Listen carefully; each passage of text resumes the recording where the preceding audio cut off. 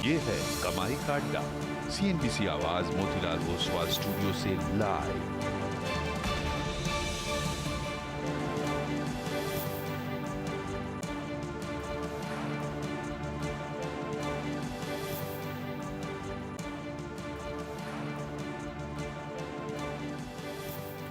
नमस्कार, सीएनबीसी आवाज मोतीलाल ओसवाल स्टूडियोज में आप सभी का स्वागत है। भारतीय बाजारों में आज एक थोड़ी सी मुनाफा वसूली वाला दिन, बहुत ही सीमित दायरे में कारोबार देखने को मिल रहा है, लेकिन निचले लेवल से अब दिखने लगे हैं रिकवरी के कुछ लक्षण।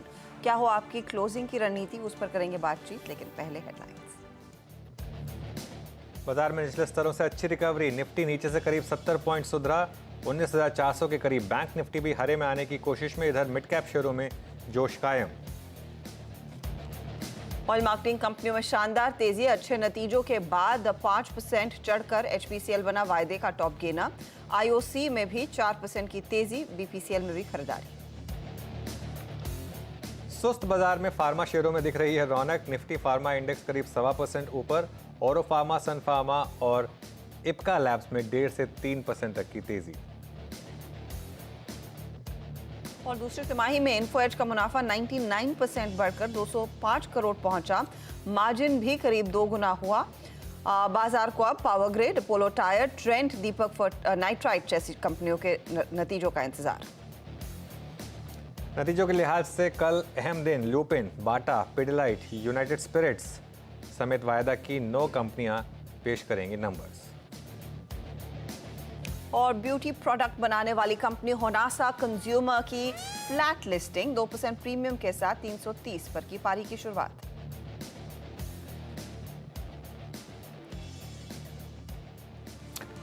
ओके, थोड़ी सी हमारी जो ग्राफिक्स थे वो चेंज करने पड़े, क्योंकि जब भेजे वहाँ से लेके स्टूडियो आने तक में हजदा मार्केट में एकदम से एक मूव आया, खास तौर से बैंक निफ्टी में और फिन निफ्टी में। एक बार फिन निफ्टी का चार्ट दिखाइए जरा। मैं जब स्टूडियो आ रहा था तो मैंने अपने रेडार पर एक फिन निफ्टी की 19,450 की कॉल रखी हुई थी, वो 13 रुपये थी। जैसे मैं स्टूडियो में एंटर किया वो 80 रुपये हो गई थी। हालांकि वो वापस थोड़ी सी नीचे आई है, 80 रुपये से वापस 54-55 पर आई है, लेकिन सारा गेम इसी कॉल में हुआ। खैर एनीवे, आज सुबह जो हमारी एक अप्रोच थी वो यही थी कि आज आप लोअर लेवल से मार्केट आपको एक अच्छी रिकवरी करके देगा शायद, और जो लोज हैं उनको मार्केट ने आज क्लियरली प्रोटेक्ट किया। कल का लो जो था उससे बेटर आज का लो रहा। निफ्टी में एटलीस्ट मिड कैप्स ने आउट परफॉर्म किया। हालांकि पिछले आधे घंटे मतलब पहले तक बैंक निफ्टी अंडर परफॉर्म कर रहा था, लेकिन अब वो भी अंडर परफॉर्म नहीं कर रहा। इनफैक्ट काफ़ी बैंकिंग शेयरों में, आईसीआईसीआई जैसे कई बैंकों में इंट्राडे में अच्छे मूव्स आ रहे हैं, लेकिन आज की कहानी वही रही कि मिड कैप्स ने आउट परफॉर्म किया और निफ्टी ने कल का लो बचाया। मेरे लिए ये 2 सबसे इंपॉर्टेंट चीज़ें हैं। ठीक है, इंटरेस्टिंग सत्र, और होपफुली आखिरी 1.5 घंटे में थोड़ा और पिकअप आए। निफ्टी फाइनेंशियल्स में जो भी एक्शन बनता दिखाई दिया है वो कुछ और जोर पकड़े। अनुज, क्लोजिंग के लिए रणनीति क्या रहेगी, कंसिडरिंग अब ट्रेंड थोड़ा सा और मजबूती की तरफ दिखने लगा है? अच्छा, एक चीज़ मैं कहूँगा, आज निफ्टी का चार्ट देखिए। आज बिल्कुल जैसे कहते हैं ना, एक मार्केट ने वो एकदम हूबहू वही क्या जो हम एक मार्केट से एक्सपेक्ट कर रहे थे कि एक गैप डाउन है, उसमें एक रिकवरी आएगी, लेकिन उस रिकवरी में फंसने का रिस्क रहेगा। एक सेकंड डिक्लाइन आएगी जिसमें आप मॉर्निंग का लो तोड़ सकते हैं, उसके बाद 19,290 के स्टॉप के साथ बाय करिए और वहाँ पर एक आपको अच्छी ट्रेड मिलेगी, क्योंकि हमेशा ऐसी मार्केट में 2 डिप आती हैं और दोनों की दोनों डिप आई, दोनों की दोनों डिप में आपका कल का लो बच गया। अब ट्रेड बहुत सिंपल है मेरे लिए। अब आपका सपोर्ट जोन है 19,290 टू 19,325 और रेजिस्टेंस जोन है ऊपर 19,400 टू 450। 19,290 जब तक इंटैक्ट है, हर डिप में खरीदें, और जितना आप 19,350 के आसपास आपने खरीदा होगा उतना आपके लिए फ़ायदा रहा होगा यहाँ पर। और एक चीज़ मैं बता दूँ, अगर बाई चांस आपने 19,425, 426 क्रॉस करना शुरू कर दिया तो ऐसी शॉर्ट कवरिंग होगी, जो शॉर्ट करके गए हैं, जिन्होंने आज इंट्राडे में शॉर्ट करने की हिम्मत की है, उनकी ऐसी शॉर्ट कवरिंग होगी, ऐसी धुलाई होगी, आप देखते बनेगी आपको। दूसरा ये बैंक निफ्टी पर। बैंक निफ्टी ने आज एक बहुत शानदार चीज़ की। बैंक निफ्टी ने कल का लो तोड़ा तो बहुत लोगों के स्टॉप लॉसेस खाए होंगे बैंक निफ्टी ने। उसके बाद बैंक निफ्टी ने एक बहुत तेज रिवर्सल दिखाया 200 डे मूविंग एवरेज से। 43,200 टू 43,300 के जोन से घूमा बैंक निफ्टी, और देखिए क्या घूमा है उसके बाद। ये 300 पॉइंट की एकदम से रिकवरी आई है बैंक निफ्टी में पिछले 1-1.5 घंटे में, और ये मुझे लग रहा है कि हो सकता है कि अब ग्रीन में भी आ जाए हर्षदा, पॉसिबल है। ऊपर रेजिस्टेंस है 43,700 टू 43,800, मुझे लग रहा है वहाँ तक तो जाना चाहिए। और जिस तरीके से फिन निफ्टी घुमा है ना, मुझे लग रहा है कि ये फिन निफ्टी कुछ स्पेशल करने के मूड में आज एक्सपायरी वाले दिन, प्रोवाइडेड ये 19,525 530 क्रॉस कर ले अगर फिन निफ्टी, तो मुझे लग रहा है कि यहाँ पे भी काफ़ी इंटरेस्टिंग ट्रेड बन सकती है। 553 जो सुबह ओपन का जो हाई था, अगर उसको हम क्रॉस कर लें तो देखते हैं वो कर रहे हैं नहीं कर रहे हैं। अच्छा अनुज, इस बीच ट्रेंड के नंबर्स आ गए हैं, तो जो हेडलाइन नंबर्स आए हैं वो आपके सामने पेश कर देते हैं। मुनाफा 234 करोड़ पर आया है वर्सेस 93 करोड़ पिछले क्वार्टर में। आपको याद होगा ये स्टॉक एक आउट परफॉर्मर वैसे भी रहा है। इनफैक्ट 289 करोड़, ये एक बार चेक करके बताइएगा क्योंकि दो फिगर्स हैं यहाँ पर। रेवेन्यू के फ्रंट पर भी 52.5% तक का इजाफा बनता दिखाई दिया। 2982 करोड़ के आसपास तक का रेवेन्यू देखने को मिला है, तो लगभग 5% का एक स्पाइक उस स्टॉक में आता हुआ। और इसका थोड़ा सा लंबा चार्ट स्क्रीन पर भी रखिएगा क्योंकि ये तो एक आउट परफॉर्मर है। ये रेड में था, हाँ, ये रेड में था, जो actually। 5% ऊपर देख रहे हैं 2% नीचे था, एकदम से घुमा। वैसे मतलब फ्रैंकली ये ऐसे मौके होते हैं, जो आज सुबह रेड में था ना, आपको लीप ऑफ फेथ में कई लोगों ने लिया भी होगा इसको, क्योंकि नंबर्स यहाँ पे एक्सपेक्टेड था कि अच्छे आएंगे। और एक जो भी ब्रोकरेज रिपोर्ट में पढ़ रहा था वो आउटलायर्स था ट्रेंड। मेरे ख्याल से 52 वीक हाई या ऑल टाइम हाई होगा ट्रेंड का। एक बार जरा वो 52 वीक हाई और लो वाली प्लेट दिखाई जरा एक बार ट्रेंड की, उससे समझ में आ जाएगा। ये देखिए टिक बाय टिक कैसे तेज़ी बढ़ रही है यहाँ पर इस समय। 5% के मूव इस समय 2348 इसका 52 वीक हाई है, तो उस डायरेक्शन में तो बढ़ ही गया है। मेरे ख्याल से वो आज ही निकाल देगा। अच्छा, इसमें होता क्या है ना, ये हो गया आज ही हो गया, ये आज का ही है एक्चुअली हाई, जो 52 वीक हाई है ये आज का ही हाई है। और इसमें अजदा एक और चीज़ मैं कहूँगा कि नॉर्मली इसमें अगले दिन अपग्रेड आते हैं अगर नंबर्स अच्छे हों तो उसके लिए भी आप तैयार रहिएगा कल। लेकिन शानदार क्या स्टॉक रहा है, ये बहुत ही शानदार स्टॉक रहा है। मार्जिन का फिगर अनुज एक बार मेंशन कर देना चाहिए क्योंकि वहां पर मार्जिन 14.7% से बढ़कर दरअसल 16% आए हैं, तो वहां पर बहुत बढ़िया जंप देखने को मिली है। इबिट्टा लेवल पर भी अगर आप देखेंगे 73% तक की वृद्धि देखने को मिली है। ट्रेंड के सेकंड क्वार्टर के परफॉर्मेंस में 461 करोड़ का इबिट्टा कंपनी ने डिलीवर किया है, जो पिछले साल 267 करोड़ का था। अब यहाँ पर ब्रेकडाउन देखना होगा कि स्टार बाजार ने क्या कंट्रीब्यूट किया, वेस्ट साइड ने क्या कंट्रीब्यूट किया, स्पेशली ज़ूडियो, क्योंकि उस प्लेटफॉर्म पर सबसे ज़्यादा ट्रैक्शन देखने को मिला है, वहाँ से क्या योगदान आया, और ऑफ कोर्स ज़ारा जैसे प्लेयर्स की तरफ से क्या योगदान है। वो ब्रेकअप कुछ देर में आएगा, लेकिन वो स्टॉक आसमान छूता हुआ 4% की तेज़ी, यहाँ पर अच्छा खासा मोमेंटम देखने को मिला है टॉप ट्रेडेड काउंटर्स में शामिल। वीरो आफ्टरनून, और क्या है रेडार पर? दवा हर्षदा दवा ऑल्दो इंडस्ट्रीज में बहुत स्ट्रॉन्ग पुल बैक है लोअर लेवल से, लेकिन मेरे रडार पे अगर आप ओआई के लिहाज से देखें, गुड आफ्टरनून अनुज, सिर्फ दवा कंपनियां और एक आरईसी पीएफसी जो कि सुबह भी डिस्कस किया था हम लोगों ने, वही अपीयर हो रहे हैं। ओआई ऑप्शन 2 पैरामीटर्स पर, तीसरा टेक्निकल पैरामीटर्स। पहला स्टॉक है सन फार्मा, आपकी स्क्रीन पे आएगा। ओआई एडिशंस बहुत स्ट्रॉन्ग है यहाँ पे सुबह से। इनफैक्ट फर्स्ट टिक से अगर आप देखें तो यहाँ पर ओआई एडिशंस काफ़ी अच्छे खासे हैं। और उसके बाद लगभग अगर आप 1 से 1.5 बजे के बीच में देखें तो यहाँ पर थोड़ा सा अब ओआई शेड होना शुरू हो गया। जैसे ही स्टॉक अपने इस दौर की हाईएस्ट ट्रैजेक्टरी पे आया, मतलब इंट्राडे बेसिस पे हर्ष था, इसका एक जो स्विंग हाई था करीब करीब मार्च 2015 का हाई, अगर मैं उसको निकाल दूं तो practically it's all time high, मतलब उस वक्त क्लोज नहीं हुआ था वहां पे। तो जैसे ये ऑल टाइम हाई पर आया, ओआई शेड होना शुरू हो गया। तो डे हाई पर एक टिपिकल फ्लैग का ब्रेकआउट, एक सन फार्मा पे नजर रखेंगे। दूसरा स्टॉक जिस पर नजर रखेंगे वो है ऑरविंदो फार्मा। लेके आइए स्क्रीन पे ऑरो फार्मा। यहां पर भी सुबह से ही मोमेंटम है, करीब करीब 902 पर इस वक्त डे हाई की ट्रैजेक्टरी में ट्रेड करता हुआ, बहुत स्ट्रॉन्ग कैंडल और 1% का वेरिएशन है। यहाँ पे एट द मनी पुट में राइटिंग भी है, अगर आप 900 की स्ट्राइक को देखें वहां पर राइटिंग भी विजिबल है। ये 2 स्टॉक। उसके बाद तीसरा स्टॉक जो कि है वो है जायरस। एक बार जायरस का चार्ट स्क्रीन पे लेके आइएगा। करीब करीब 1.6% ये इस वक्त ऊपर ट्रेड करता हुआ, और ये दोनों स्टॉक जो पहले डिस्कस किए हमने वो ऑल टाइम हाई पे थे, 52 वीक हाई पे थे, बट ये लोअर ट्रैजेक्टरी से ऊपर निकल रहा है। यहाँ शॉर्ट कवरिंग विजिबल है, 0.5% ओआई घटा है, और अभी एग्जैक्टली अपने लास्ट ड्यू एवरेज 50 डे पे ट्रेड करता हुआ। तीसरा स्टॉक ये, और चौथा है आरईसी, जहां पर सुबह से भी हम बात भी कर रहे हैं, अभी भी करीब 308.85 पे 25 पे ट्रेड कर रहा है, ऑल टाइम हाई।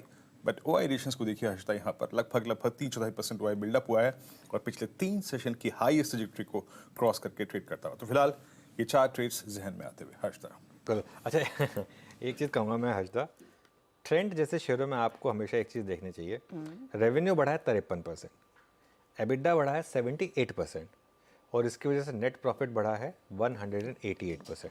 तो हमेशा ना जो कंपनियों जो लेवरेज अच्छे से प्ले कर पाती हैं उसमें ये मूव आता है और उसके बाद स्टॉक प्राइस जो है वो नॉर्मली उससे ज़्यादा बढ़ता है क्योंकि फिर वो मार्केट उसको रीरेट करता है। तो ये एक फैक्टर है। ये देखिए ये मुझे लग रहा है कि ये 2400 आज ही लगा देगा। मैं जिस तरीके का ये इसमें ट्रैक्शन मारा, क्योंकि पब्लिक को की मेमोरी बहुत स्ट्रांग है। पब्लिक को याद होगा कि पिछले क्वार्टर में क्या हुआ था, अगले दिन स्टॉक बहुत तेज़ी से भागा था नंबर्स के बावजूद भी। और ये मुझे लग रहा है कि अब रिटेल में ना एक प्रिफर्ड स्टॉक है, एक तरीके से जो एक समय पे जो डीमार्ट के लिए हम वर्ड्स यूज़ करते थे ना, वो आजकल हम ट्रेंड के लिए यूज़ करते हैं। तो वो मुझे ख्याल से काफ़ी, और पेरेंटेज भी अच्छी है, टाटा ग्रुप की कंपनी है, शानदार मूव्स यहाँ पर। और मुझे याद है एक टर्म लपक लीजिए, वही हुआ है ट्रेंड के साथ। लोगों ने एकदम तेजी कर ली है, 5% के गेन्स यहाँ पर आते हुए, कोई मौका छोड़ नहीं रहे हैं कि स्टॉक हाथ से ना निकल जाए। और जिस तरह से भाग रहा है, तेजी इसकी लगातार और भी रफ्तार पकड़ती हुई दिखाई दे रही है। चलिए कुछ ट्रेंडिंग काउंटर्स आपकी स्क्रीन पर लेकर आते हैं। ट्रेंड एक डेफिनेटली है, उस पर आगे बातचीत भी करेंगे। BPCL आज 1% ऊपर, HPCL इनफैक्ट वायदे का टॉप गेनर है, 5% के गेन्स नंबर्स के बाद। IOC भी फॉलो कर रहा है। तो आज ऑयल मार्केटिंग कंपनियों का बोलबाला। एल्कम में आज हमने देखा है करीब 4% तक का इजाफा बनता दिखाई दिया है, वहां पर भी अच्छे वॉल्यूम्स के साथ तेजी देखने को मिली है। कुछ और पॉकेट्स जहां पर कमजोरी है, बजाज फाइनेंस, वो QIP के बाद स्टॉक 1% थोड़ा सा करेक्ट हो रहा है। हीरो मोटोकॉर्प, मेट्रोपोलिस, कैनफिन होम्स हल्की हल्की मुनाफा वसूली के अंश कुछ स्टॉक्स में साफ तौर से बनते दिखाई दिए हैं। तो ये इनफैक्ट अब तक की सिचुएशन है मार्केट की। लेकिन फटाफट से आप देखिएगा कि हमारे जानकार कौन कौन जुड़ रहे हैं और क्या उनकी रणनीति होगी, वो आपके सामने अब पेश करना शुरू करेंगे। मयूरेश जोशी, विलियम ओनील के हमारे साथ फंडामेंटल एनालिसिस के लिए हैं।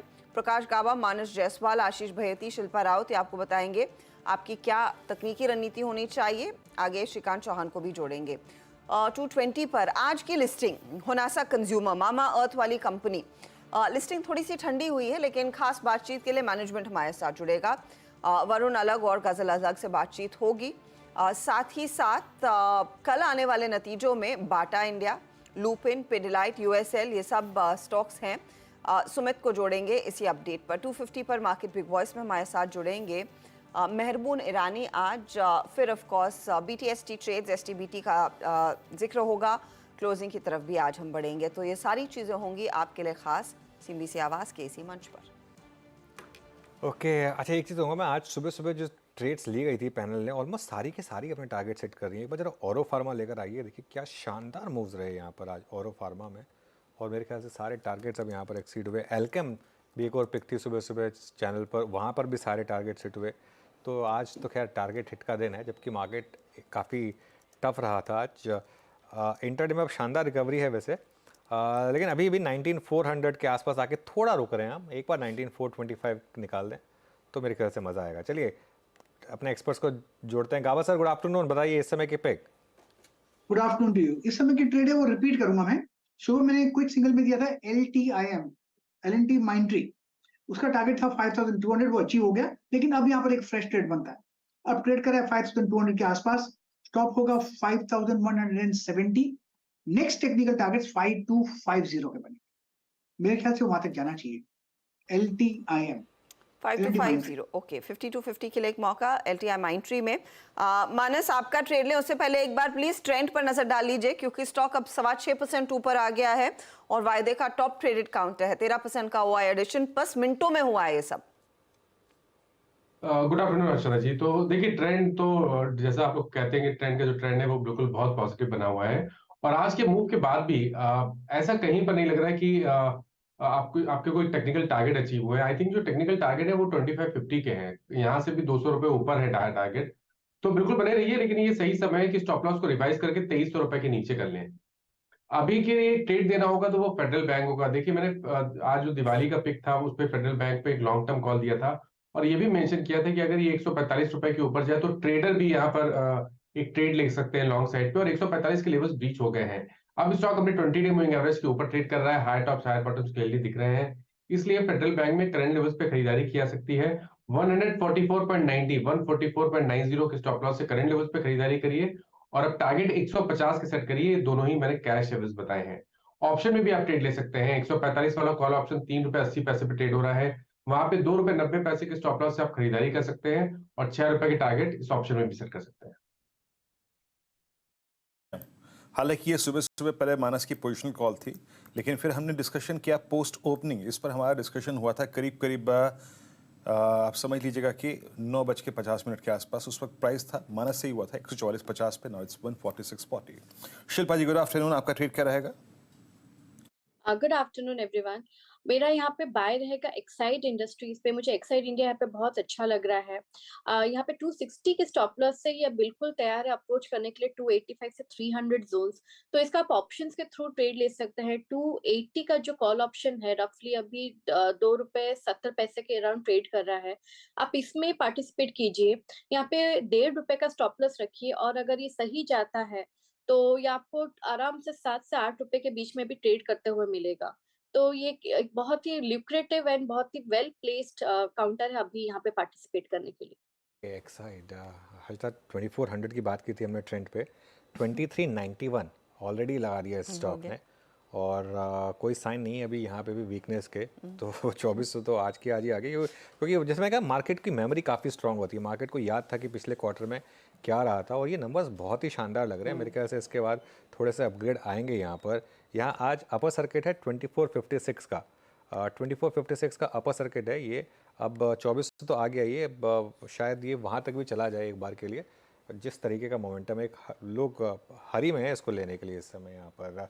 वहीती जी, गुड आफ्टरनून, आपके pick. Good afternoon Anuj ji, good afternoon Harshita ma'am, good afternoon Viren ji. Anuj ji, मेरी आज की पिक रहेगी एसबीआई में खरीदारी की सलाह रहेगी। कल की गिरावट के बाद आज हम देख रहे हैं अच्छा पुल बैक एसबीआई में देखने मिल रहा है और एक रिवर्सल शायद प्ले हो सकता है। यहाँ पे स्टॉक अपने 220 टाइम पे आज भी सपोर्ट लेकर वहीं से बाउंस बैक दिया है। तो खरीदारी की सलाह है एसबीआई में। 572 का एक स्टॉप लॉस लगाना है। जो फर्स्ट टारगेट है उसके 587 एंड सेकंड टारगेट 592 के लिए इसमें पोजीशन बनाई जा सकती है। ओके, चलिए मयूरेश को भी जोड़ लेते हैं एक बार। मयूरेश, गुड आफ्टरनून, आपकी पिक लेने से पहले एक बार ट्रेंड पे व्यू दीजिए। 2400 अब यहाँ पर। आफ्टरनून अनुज जी, आफ्टरनून हर्षद जी। नहीं है वन आउटस्टैंडिंग पोर्टफोलियो स्टॉक का। तो मुझे लगता है, आई थिंक अगर आप नतीजे देखें और ये जो फर्स्ट हाफ के नतीजे हैं पूरे वित्त वर्ष के लिए, पिछले वर्ष टॉप लाइन ग्रोथ 8000 करोड़ की हुई थी, ये बार 5700 करोड़ की टॉप लाइन ग्रोथ हुई है। तो सेकंड हाफ में जो फेस्टिव सीजन है वो थर्ड क्वार्टर में आने वाले हैं। तो अगर हम एक सिंपल मैथमेटिक्स लगाए तो बिल्कुल मुमकिन है कि 10,000 करोड़ एक्सीड कर लें। दूसरा हम देखें जो इनकी प्रॉफिटेबिलिटी है, पिछले वर्ष की प्रॉफिटेबिलिटी पूरे साल की 554 करोड़ थी। They are already at 450 crore, which means EPS for the whole year last year was around 400 rupees. आज उन्होंने फर्स्ट हाफ में ईपीएस क्रॉस कर लिया है, 39 रुपीस से 439 का क्लोज किया है। मुझे लगता है आई थिंक जो वेस्ट साइड है जो 60% रेवेन्यू कंट्रीब्यूट करता है, ज़ूडियो 40%, जो वेस्ट साइड के इबिट मार्जिन से 11 से 12%, एसएसजी ग्रोथ 40% के ऊपर और आरओआईसी 25% के ऊपर, आई थिंक ये प्योरली एक अर्निंग्स ड्राइवर होगा। And let's not forget Zudio, I think 400-500 stores add करने की इच्छा है ये वर्ष में। 7% के इबिट मार्जिन से बहुत ज्यादा डेट बैलेंस शीट पे है ही नहीं, और इसलिए return ratio should on a consolidated basis also including Zara, including their outlet Star Bazaar, should probably offset a part of it, but कहीं ना कहीं आई थिंक अर्निंग्स ग्रोथ जबरदस्त रहेगी। तो मुझे लगता है कि जबरदस्त नंबर्स हैं, मोमेंटम ये स्टॉक को बिल्कुल बरकरार है। फैक्ट अब एडजेक्टिव्स नए ढूंढने पड़ेंगे शानदार जबरदस्त के आगे, क्योंकि एकदम सुपर से भी ऊपर ये नंबर साबित होते हुए। और स्टॉक रिएक्शन 2407 आई थिंक वायदे में बनता हुआ दिखाई दिया था। एक बहुत ही बढ़िया ट्रेड इसमें देखा गया है, हर टिक के साथ यहाँ पर मजबूती। फ्यूचर्स में तो 2412 का लेवल दिख रहा है, तो मोमेंटम काफी स्ट्रॉन्ग। अच्छा मयूरेश, आपने क्या आइडेंटिफाई किया आज के लिए वो भी बताइए। तो अर्चना जी, हमें लगता है आई थिंक जो हमारी दिवाली पिक में भी इंक्लूडेड है, थोड़ी कंडीशनल है पिकाजी फूड्स के ऊपर। 525, 527 ये लेवल्स निकलना बहुत जरूरी है। बट कल जो पिकाजी के भी नंबर्स आए थे ये भी काफी शानदार थे। जो इनके ऑब्वियसली एथनिक स्टैक जो है, जो हम नमकीन मान के चलते हैं, इसमें तो ट्रिमेंडस ग्रोथ देखी गई है पिछले तिमाही में। Again not a festive quarter, so I think जो थर्ड क्वार्टर होगा इसके तो नंबर्स और भी अच्छे खासे आएंगे। And that is probably getting reflected in terms of both top line और margins। जो margins का हम expectation रख सकते हैं 13.5-14% के आसपास, with improvement in gross margins as well, इस पे जरूर ध्यान देना चाहिए। तीसरा, I think in terms of the industry ecosystem itself, हालांकि कंपटीशन अच्छी खासी है अनऑर्गेनाइज्ड प्लेयर्स के हिसाब से भी, बट आई थिंक जो ऑर्गेनाइज्ड प्लेयर्स में बिकाजी एक एक बहुत बड़ी स्ट्राइड कर रहे हैं, आई think that is getting reflected in numbers. जैसे ट्रेंड की बात कर रहा था, पिछले पूरे वर्ष के 5.15 का ईपीएस है, almost done 4.25। So even if we just assume यहाँ से नंबर्स डबल हो जाएंगे on what they have done in the first 2 quarters, earnings growth 25-30% के ऊपर रह सकती है अगले वर्ष। और ये बेस के ऊपर I think if they are able to grow even reasonably अगले वर्ष के लिए, मुझे लगता है there is a huge way runaway growth for Bikaji as well. तो थोड़ा कंडीशनल होगा, but this forms part of our Diwali watch list and pick as well. ये ना जो बात मयूरेश ने की, बिल्कुल इस समय ना मार्केट का व्यू क्या है हर्षदा, ट्रेंड इस समय सबसे महंगा स्टॉक है, ठीक है, रिटेल में। लेकिन जैसे उन्होंने कहा कि क्या प्रॉफिट डबल हो जाएगा, अब जैसे इस बार इतना 4x के करीब मूव, डबल से ज़्यादा का मूव आ गया है इसमें प्रॉफिट में, क्या ये ऐसे 4-5 क्वार्टर तक अगर ऐसे रिपीट करेगा तो मार्केट तब प्रीमियम देने को तैयार है। मार्केट तब प्रीमियम देगा जब आपको दिख रहा है इस मार्केट में कि ग्रोथ मिल रही है। अगर आपको ग्रोथ दिख रही है ना, तो ये मार्केट अनाप शनाप वैल्यूएशन भी देगा, क्योंकि मार्केट में पैसा बहुत है, आइडियाज़ कम है।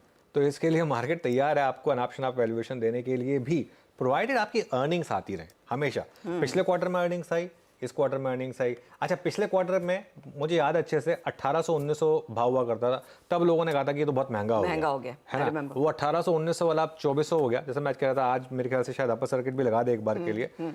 कोई हैरानी नहीं होगी अगर ये अगले अर्निंग सीजन तक ये 2700-2800 भी पहुंच जाए, 3000 तक का भी रेट हो जाए, तो क्योंकि मार्केट रिवॉर्ड करता रहता है जो कंपनियां अर्निंग्स डिलीवर कर रही हैं। बस ये है कि एक स्टेज के बाद आके थोड़ा महंगा हो जाएगा स्टॉक, लेकिन अभी मार्केट को उसकी बिल्कुल भी परवाह नहीं। क्योंकि जो एवेन्यू सुपरमार्ट के साथ हुआ था, महंगा था लेकिन अर्निंग्स डिलीवर नहीं हो रही थी, तो वहां से लोग काफी नाखुश थे और उसी तरह का एक नया एवेन्यू ढूंढ रहे जो शायद ट्रेंड में इस समय पूरी तरह उपलब्ध है। जब तक एवेन्यू के नंबर्स आ रहे थे तब तक वो भी महंगा चलता था वो भी, लेकिन जब नंबर्स आने बंद हुए तो वो स्टॉक नहीं चलना शुरू। तो अब ट्रेंड में नंबर्स आ रहे हैं तो इसके लिए ट्रेंड चल रहा है इस समय। तो एक फैंटास्टिक मूव इसमें बनता हुआ। अगर शिल्पा जी, मानस, कुछ ऑप्शन में यहाँ पर ट्रेड दिखे तो बताइएगा जरूर, क्योंकि ये तो एक तरफा मूव हो गया है। 8% से ज्यादा का इजाफा यहाँ साफ तौर से बनता दिखाई दिया है। अच्छा, कुछ और ट्रेड्स आपकी स्क्रीन पर लेकर आते हैं जहां पर मोमेंटम अच्छा है, मजबूत है। और कार्यक्रम की शुरुआत में हमारी नजर बैंकों पर गई थी। एक बार निफ्टी बैंक आपकी स्क्रीन पर आ जाएगा। अभी 15 पॉइंट ऊपर है, जहां पर ज्यादातर समय आज नेगेटिव टेरिटरी में इसने कारोबार दिखाया है। और निफ्टी बैंक के कंट्रीब्यूटर्स अगर आप देखेंगे तो वहां पर अब थोड़ी सी चाल बेहतर होने लगी है आईसीआईसीआई बैंक की। उसकी तरफ से कंट्रीब्यूशन पॉजिटिव में आने में समय लगेगा, लेकिन हाँ, वहां से रिवर्सल हुआ है। एसबीआई एक ट्रेड है जो बहेती साहब ने पिक किया। शिल्पा, बैंकों में एक्सिस, कोटक, इनमें से कुछ आपको पसंद है? जी, यहाँ पे एक्सिस बैंक में हमारा यहाँ पे एकदम प्रेफर्ड पिक भी है। यहाँ पे हम एक्सपेक्ट कर रहे हैं फॉर टारगेट्स ऑफ 1060 to 1080, इसको दिवाली पिक में भी हमने रखा हुआ है। तो एक्सिस बैंक डेफिनेटली यहाँ पे एक टॉप गेनर रहेगा। ये 1020 के ऊपर आपको ज्यादा मोमेंटम पकड़ते हुए दिखेगा, तो आप यहाँ पे डेफिनेटली बने रह सकते हैं 990 के स्टॉप लॉस से for targets of 1080 to 1100। Okay, यहाँ पे एक्सिस बैंक और उसका पूरा एडवांटेज बैंक निफ्टी को मिलता हुआ। Bank Nifty now day high, और डे हाई का भी इसलिए भी मैं दोबारा दोहरा रहा हूँ, तो सुबह का स्विंग हाई काटा, ओपनिंग मार्क प्लस कल की हाईएस्ट ट्रैजेक्टरी को भी मार्क कर दिया। It's now 43,668। मीनवाइल एक स्टॉक लेके आइए, ग्रासिम। और अच्छा, मैं ग्रासिम को स्किप करता हूँ कुछ देर के लिए, क्योंकि मेरे स्क्रीन पे एक टिक और अपीयर हो रहा है, that State Bank of India. Manas, आपको याद होगा सुबह सुबह एसबीआई हमने पकड़ा था और उस वक्त निफ्टी पीएसयू बैंक में एक मूव आ रहा था। बात यही हो रही थी कि 578 पे इसके दो फॉलिंग एवरेज हैं, 50 और 100। अब उसको पार कर चुका है। कल का 80% लॉस कंपनसेट हो गया मानस अर्निंग्स के बाद का। अब आपका व्यू क्या है इस वक्त आईसीआईसीआई बैंक, ये स्टेट बैंक ऑफ इंडिया पे? तो देखिए, मॉर्निंग में जब बात हुई थी तो ये मेंशन मैंने किया था कि एक बार ये 100-50 मूविंग एवरेज के ऊपर निकल जाए तब खरीदारी करनी चाहिए। हालांकि ट्रेंड पॉजिटिव है, तो अभी भी ट्रेंड पॉजिटिव है और आई थिंक 20-50 मूविंग एवरेज के ऊपर ट्रेड कर रहा है। आई थिंक करंट लेवल्स पे खरीदारी करनी चाहिए। 574 का स्टॉप लॉस लगाइए और ऊपर की तरफ 590 तक के टारगेट्स पॉसिबल है। और ये तो ऑप्शन में एक ट्रेड ले लीजिए जो आप आने वाले 1 से 1.5 हफ्ते तक रखेंगे, क्योंकि ऐसा हो सकता है कि यहाँ पर आपको 610 तक के भी टारगेट पोजिशनल बेसिस पे देखने को मिले। तो आई थिंक ऑप्शन में ट्रेड ले लीजिए। 580 वाला कॉल ऑप्शन लिया जा सकता है स्टेट बैंक ऑफ इंडिया का। 9 रुपए 80 पैसे पे ट्रेड हो रहा है। यहाँ पर एक पोजीशन ट्रेड लीजिए, 7 रुपए के नीचे स्टॉप लॉस लगाइए और ऑप्शन में 20 रुपए से लेकर 25 रुपए तक के टारगेट्स पॉसिबल है। बैंक निफ्टी ग्रीन में आया अब, और बैंक निफ्टी में अच्छे मूव्स इस समय, लोअर लेवल से शानदार रिकवरी, और SBI कल नहीं चला, कल एक्सपेक्ट कर रहे थे चलने को, आज चल गया। ये होता है खैर मार्केट में, कोई दिक्कत नहीं है, लेकिन अल्टीमेटली तो चलना था SBI को और फाइनली अब चलता हुआ। लेकिन बैंक निफ्टी की मदद कर रहे हैं दो स्टॉक्स, कोटक महिंद्रा बैंक और ICICI बैंक, और इवन इसमें आप जोड़ दीजिए कुछ हद तक इंडसइंड बैंक का। लेकिन इंडसइंड तो खैर काफ़ी, मतलब गाबा सर आपका तो पोर्टफोलियो इस समय खैर काफ़ी चार चांद दिखा रहा होगा इस समय, अब इंडसइंड भी जुड़ रहा है उसमें। क्या नेक्स्ट टारगेट्स यहाँ पर? 1500 एक नियर टर्म टारगेट है, लेकिन मुझे जो सेटअप लगता आता है ना higher time frame IndusInd Bank का बिटवीन 1400 और 1450 के आसपास, जितना कंसोलिडेशन हुआ है उसके हिसाब से 1500 पार कर जाना चाहिए। एक ब्रेकआउट तो मिल चुका है, लेकिन ब्रेकआउट कुछ म्यूटेड है, लेकिन फिर भी 1500 एक नियर टर्म टारगेट है इंडसइंड बैंक में। सिर्फ एक स्टॉप लगाना पड़ेगा 1470 का, purely from a trading angle, otherwise ये तो बाय एंड होल्ड स्टॉक है और मेरे पोर्टफोलियो में तो है ही ये डिस्क्लोजर। जी हाँ, इंडसइंड बैंक पोर्टफोलियो में गावा साहब के है और इस समय का टॉप कंट्रीब्यूटर भी बना है। बहेती साहब, जो दूसरे स्टॉक्स अनुज ने मेंशन किए, कोटक या ICICI, उनमें कोई लक्षण इस समय नया ट्रेड लेने के? मैम कोटक में जरूर तेजी की तरफ इन लेवल्स पे ट्रेड बनाया जा सकता है, जिस हिसाब से आज इंट्राडे लो से रिकवरी हुई है। 1727 का लो लगा के जिस हिसाब से रिकवरी दी है कोटक ने, वो काफी इंप्रेसिव है। और बैंक निफ्टी को जो पुल बैक दिया है उसमें काफी कंट्रीब्यूशन कोटक का आता हुआ देखने मिला है। जो स्टॉप लॉस इसमें मेंटेन करना हो 1735 का एक एसएल मेंटेन करे और यहाँ पे तेजी की तरफ ट्रेड बनाया जा सकता है। फॉर अ फर्स्ट टारगेट 1770 और दूसरा जो टारगेट इसमें आ रहा है वो 1785 के लिए पोजीशन बनाने की सलाह है। ओके, चलिए अब एक काम करते हैं, अब ज़रा बात करते हैं आज की लिस्टिंग की। एक बार ज़रा लेकर आइए जो मामा अर्थ ब्रांड नाम वाली कंपनी है, ब्यूटी प्रोडक्ट बनाने वाली कंपनी का नाम होनासा कंज्यूमर है। उसकी फ्लैट लिस्टिंग हुई 324 रुपये इशू प्राइस के मुकाबले 2% प्रीमियम पर। अब प्रीमियम थोड़ा बढ़ता हुआ करीब 4% ऊपर। कंपनी के प्रमोटर्स में अभिनेत्री शिल्पा शेट्टी भी शामिल है। कंपनी की क्या है आगे की ग्रोथ स्ट्रैटेजी, इस पर बात करने के लिए हमारे साथ हैं कंपनी के चेयरमैन वरुण अलग और CIO गजल अलग। गुड आफ्टरनून, आप दोनों का स्वागत है। वरुण, आपसे शुरुआत करेंगे। लिस्टिंग तो फ्लैट रही, लेकिन क्योंकि अब लिस्टिंग हो चुकी है, अब आप बात कर सकते हैं। आप बताइए क्या मैसेज रहेगा इन्वेस्टर्स के लिए, क्या ये जो 40 to 50% का सेल्स ग्रोथ का मोमेंटम है ये कंटिन्यू रहेगा?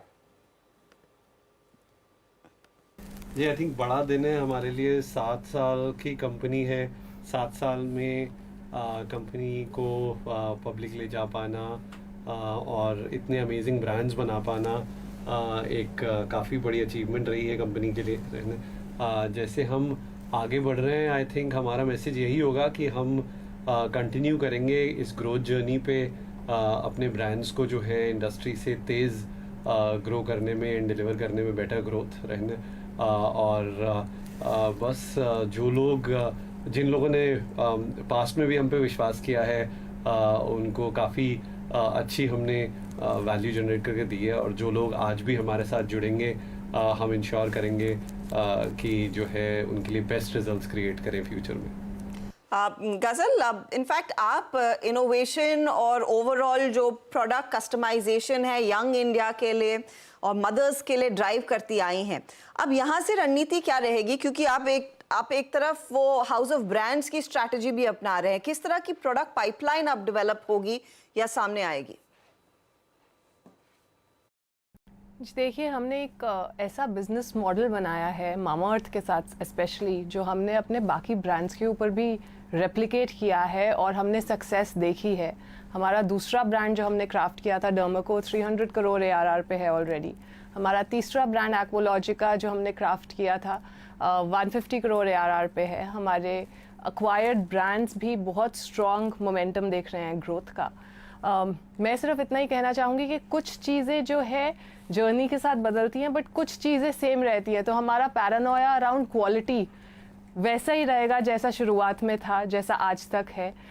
हर प्रोडक्ट जो मुझसे टेस्ट होके ही मार्केट में खुलता है सेल के लिए, वो बिल्कुल वैसा का वैसा रहेगा। हमारा madness around innovation, R&D, consumer को समझ के उनके लिए बेस्ट क्वालिटी प्रोडक्ट निकालना, वो भी बिल्कुल वैसा का वैसा ही रहेगा। हमारा नए स्पेसेस को ढूंढना जहाँ कंज्यूमर्स को बेटर फॉर देम प्रोडक्ट मिल सकता है, वो ढूंढ रहे हैं बट अभी उनको नहीं मिल रहा है, वो वैसे स्पेसेस ढूंढते रहेंगे हम गोइंग फॉरवर्ड एज वेल। तो आई थिंक स्ट्रैटेजीज वही हैं जो पहले यूज़ करी हैं, बस अब समय की बात है कि हमें थोड़ा मौका दीजिए, हमें एग्जीक्यूट करने दीजिए, एंड आप लोग देख पाएंगे कि हमारी प्लेबुक्स काफ़ी स्ट्रांग है। आई थिंक मार्केट देगा मौका आपको ऑब्वियसली, और टाइम भी देगा। वरुण, एक स्ट्रैटेजी क्या रहेगी आपकी यहाँ से, क्योंकि आप काफ़ी रिटेल स्टोर्स ऐड करने की स्ट्रैटेजी में रहे हैं, और ब्रिक एंड मोटर स्टोर्स, उस पर कुछ बताइए, और बाकी बिजनेसेस पर भी मामाअर्थ के अलावा। जी देखिए, हमने हमेशा कंज्यूमर पे ही फोकस किया है। जहाँ पे कंज्यूमर है, जहाँ वो हमारे ब्रांड्स को ख़रीदना चाहता है, हमने ये माना है वहाँ पे हमारे ब्रांड्स को अवेलेबल होना चाहिए। एंड जब हमारे ब्रांड्स यंग थे तो ज़्यादातर कंज्यूमर्स ऑनलाइन ही ख़रीदना चाहते थे उनको, बट अब ब्रांड्स की अवेयरनेस और नीड जो है वो काफ़ी बढ़ गई है, तो काफ़ी ऑफलाइन में कंज्यूमर ने हमारे प्रोडक्ट्स को चाहना शुरू किया, और हमने इसलिए 3 साल पहले से ऑफलाइन में बिल्ड करना शुरू किया। एंड ऑलरेडी ऑलमोस्ट 1.5 लाख दुकानों में हम लोग पहुंचा चुके अपने प्रोडक्ट्स को। फोकस रहेगा कि इसको कंटिन्यू करते रहे एक्सपैंड करने का और कंज्यूमर को प्रोवाइड करने का प्रोडक्ट्स ऑफलाइन रिटेल में। एंड उसके साथ साथ हम लोग अपने एक्सक्लूसिव ब्रांड आउटलेट्स भी खोल रहे हैं। अराउंड 85 आउटलेट्स हम खोल चुके हैं, और उनको भी फर्दर एक्सपैंड हम करते रहेंगे, जिससे कि इमेजरी और एक्सपीरियंस दोनों कंज्यूमर के लिए बहुत अमेजिंग फिजिकल वर्ल्ड में दिखाने को मिलेगा हमें। अच्छा, ये बताइए यहाँ से आगे मार्जिन्स और कितने बेहतर हो सकते हैं, उसके लिए क्या रणनीति रहेगी? प्रॉफिटेबिलिटी, ये एक सवाल है जो ऑफ कोर्स आप अब समझेंगे कि मार्केट उससे ऑब्सेस्ड है और उस पर आपको डिलीवर करके देना होगा, तो वो उसकी स्थिति कैसी रहेगी गोइंग फॉरवर्ड? जी एक्चुअली अगर आप देखें तो हम लोग तो ऑलरेडी उस पाथ पे जो है चल रहे हैं। अब तो रनवे पे आ गए हैं, तो मतलब लास्ट ईयर अगर 1.5% EBITDA था, इस साल Q1 में ऑलरेडी 6% EBITDA डिलीवर किया है कंपनी ने, 25 करोड़ का पैट डिलीवर किया है, नेट प्रॉफिट। तो आई थिंक ऑलरेडी हमने चलना शुरू किया है उस डायरेक्शन में, और जैसे जैसे ग्रो करेंगे हमारे जो मार्केटिंग है, ओपेक्स है, बाकी कॉस्ट्स में लीवरेज हमें दिख रहा आता हुआ, तो वहाँ से जो है और बेहतर करने की कोशिश होगी इसको। बिल्कुल, आई थिंक जैसे वरुण ने कहा कि रनवे पे है, उड़ान भरनी बाकी है। बाकी प्रॉफिटेबिलिटी तो पिछले 3-4 क्वार्टर्स में दिखाई ही है और आगे भी दिखाते ही रहेंगे। उस पर आई थिंक बिजनेस मॉडल इतना स्ट्रांग है कि वहाँ पे हमें कोई डाउट नहीं है हमारे बिजनेस पे। ओके, बहुत बहुत मुबारक आप दोनों को इस लिस्टिंग के लिए, और जो वेल्थ आपने प्री IPO इन्वेस्टर्स के लिए क्रिएट की है, मैं होप करूंगा कि वही वेल्थ आप IPO इन्वेस्टर्स के लिए भी क्रिएट कर पाएँ। Thank you so much. Mayuresh, आपका क्या व्यू होगा इस स्टॉक पर, आज की लिस्टिंग पर? लिस्टिंग थोड़ी म्यूटेड रही है अनुज जी, बट 2-3 चीजें। एक, इनकी जो सेल्स कैगर है पिछले 3 वर्षों में, इंडस्ट्री हैज ग्रोन, यानी अगर हम क्लोज कॉम्पिटिटर्स या एक पीयर ग्रुप देखें तो they have grown at around 30-32%। They have grown at least 2.5 times, यानी लगभग दो गुना ज्यादा आप कह सकते हैं, around 65-70 times in percentage terms. I think 2 से 2.5 गुना ज्यादा इनकी टॉप लाइन ग्रोथ रही है, and they are aspiring to grow 2x compared to the industry in the next 3 years. So I think aspirational जो इनकी historical growth रही है, if they are able to replicate that, the street will like that. दूसरा, I think जो gross margins है ये काफी अच्छे हैं, but advertising spends अच्छा खासा खा लेते हैं gross margins में। So I think how do they moderate that? Because ये high growth trajectory में है, तो moderation थोड़ा मुश्किल होगा, और इसलिए EBITDA margin शायद एक range में रह सकते हैं, 6.5 what they produced can be around 6 to 7%, ये range में शायद margins रहने की उम्मीद है। इनका जो ऑनलाइन चैनल है that is coming down steadily, क्योंकि ऑफलाइन में इनको प्रेजेंस बढ़ाना है। 1,20,000 स्टोर में है, they are probably expecting to double that in the financial year as well. तो एक जो ऑफलाइन ऑनलाइन का एक मिक्स होगा, that is very very important for growing brands like Mamaearth. And fourth, I think जो एक्सेप्टेबिलिटी है in terms of peer products as well, I think अच्छी खासी रही है in the market itself. A lot of urban consumers use their products. इनकी reach कैसे बढ़ाते हैं सेमी अर्बन पे, क्या नए एसक्यूज इंट्रोड्यूस करते हैं अलग प्राइस पॉइंट्स पे to attract semi urban customers as well, ये देखना बहुत जरूरी होगा फ्रॉम अ स्ट्रेटेजिक पर्सपेक्टिव। तो आई थिंक ओपनिंग म्यूटेड रही है, वैल्यूएशंस सस्ते नहीं है, बहुत महंगे भी नहीं है, ठीक ठाक है, और इसलिए स्ट्रीट अभी देखना चाहेगा आफ्टर लिस्टिंग, जैसे हर्षद ने कहा कि नेक्स्ट क्वार्टर के नंबर्स कैसे आते हैं, व्हाट डू दे डिलीवर, और स्ट्रेटेजिक विजन क्या है to probably take the next leg up for the street. Okay, चलिए ये होगी बात होनासा की। दो स्टॉक्स पर नज़र डालते हैं। एक तो आज सुबह जो हमने स्पॉटलाइट में पिक किया था IOC, एक बार उसको लेकर आइए जरा। अब 4.5% ऊपर, और सिर्फ IOC नहीं, इवन HPCL भी डे हाई पर है। तो एक सुबह एक बात हो रही थी कि शायद ऑयल मार्केटिंग कंपनी में एक बॉटम बना है, और ये नॉर्मली होता है जब भी इलेक्शंस आते हैं उससे पहले स्टॉक गिर जाते हैं। उसके बाद जब इलेक्शन मार्केट को दिखता है कि बस अब खत्म होने वाले हैं या स्टार्ट हो जाते हैं इलेक्शन, उसके बाद एक बॉटमिंग आउट प्रोसेस शुरू होती है। तो यहाँ पर एक रैली है और एक इंडियाबुल्स हाउसिंग लेकर आई। नॉर्मली कम बात करते हैं हम इसकी, लेकिन एकदम से पिछले 5-6 मिनटों में एक अच्छा मूव आया यहाँ पर इंडियाबुल्स हाउसिंग में, एक शार्प मूव आया। लेकिन ये दो स्टॉक्स पर मेरी नज़र गई। अनुज, लेकिन ये ऑयल मार्केटिंग कंपनियां आज की तेजी एक ट्रैप तो नहीं है, क्योंकि अब तो सिर्फ स्टेट इलेक्शंस है। अगर बड़ा कुछ जो आप कहते हैं ना रेवड़ी खिलानी है, वो तो फिर आपके जनरल इलेक्शंस के लिए रखी जाएगी। बिल्कुल रखी जाएगी, बिल्कुल रखी जाएगी, और ये बिल्कुल सही कहा आपने। लेकिन उसमें टाइम है अभी थोड़ा सा।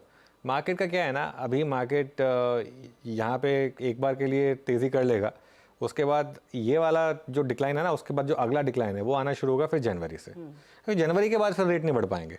जनवरी के बाद तो हो सकता है उल्टा रेट कट करने पड़े। एग्जैक्टली। हाँ, तो वो बिल्कुल सही करिए आप। लेकिन अभी क्या है ना, ऑलरेडी पब्लिक ने इतना शॉर्ट किया हुआ। अच्छा, नंबर्स अच्छा है। हाँ, नंबर्स तो अनडाउटेडली बहुत ही बढ़िया। एग्जैक्टली, तो इसके लिए ये एक रीज़न हो सकता है। लेकिन हाँ, ये है, इनमें असली बड़ी ट्रेड बनेगी आपकी एक बार मार्च अप्रैल के ऑनवर्ड्स, जब एक बार वो जनरल इलेक्शन का भी डर खत्म हो जाएगा लोगों के ध्यान से, तब बनेगी। लेकिन हाँ, बीच बीच में ऐसी ट्रेडिंग रैलीज तो आती रहेंगी यहाँ पर। अच्छा, फिर आज के लिए बहेती साहब मौका कहाँ आपने अपनाया है? क्योंकि आप मेरे ख्याल में रेकमेंड करते आए हैं HPVP IOC वाले ट्रेड को।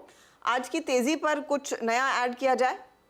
जी हर्षदा मैम, तीनों ट्रेड्स हमारे रडार में काफी टाइम से रहे हैं, और जिस हिसाब की तेजी बन रही है अभी भी प्राइस एक्शन के पर्सपेक्टिव से, हमें लग रहा है कि इन लेवल्स पे भी BPCL में जरूर एक तेजी का ट्रेड बनाया जा सकता है। क्योंकि ब्रेकआउट अगर आप देखेंगे तो ये तो अभी सितंबर का हाई इसने निकाला है। अभी भी यहाँ पे अगस्त का जो हाई है वो करीब करीब 390 का जो जोन है वहां पर प्लेस्ड है। तो BPCL में इन लेवल्स पे भी तेजी की तरफ ट्रेड बनाया जा सकता है। 366 का कैसल में मेंटेन करना है। हमें लग रहा है कि जो इस सबका प्राइस एक्शन बना है 380 तक का फर्स्ट लेवल है, 384 के सेकंड लेवल के लिए इसमें पोजीशन होने जा सकती है। 384 के लिए एक मौका BPCL दे रहा है आपको। शिल्पा जी, हिंदुस्तान एरोनॉटिक्स पर नजर गई है क्या आपकी? क्योंकि पिछले 2 ट्रेडिंग सेशंस में हमने देखा है यहाँ पर फिर खरीदारी का रुझान शुरू हुआ, अब 2000 के पार निकलता हुआ। अब तक तो शॉर्ट कवरिंग है, नई तेजी आएगी?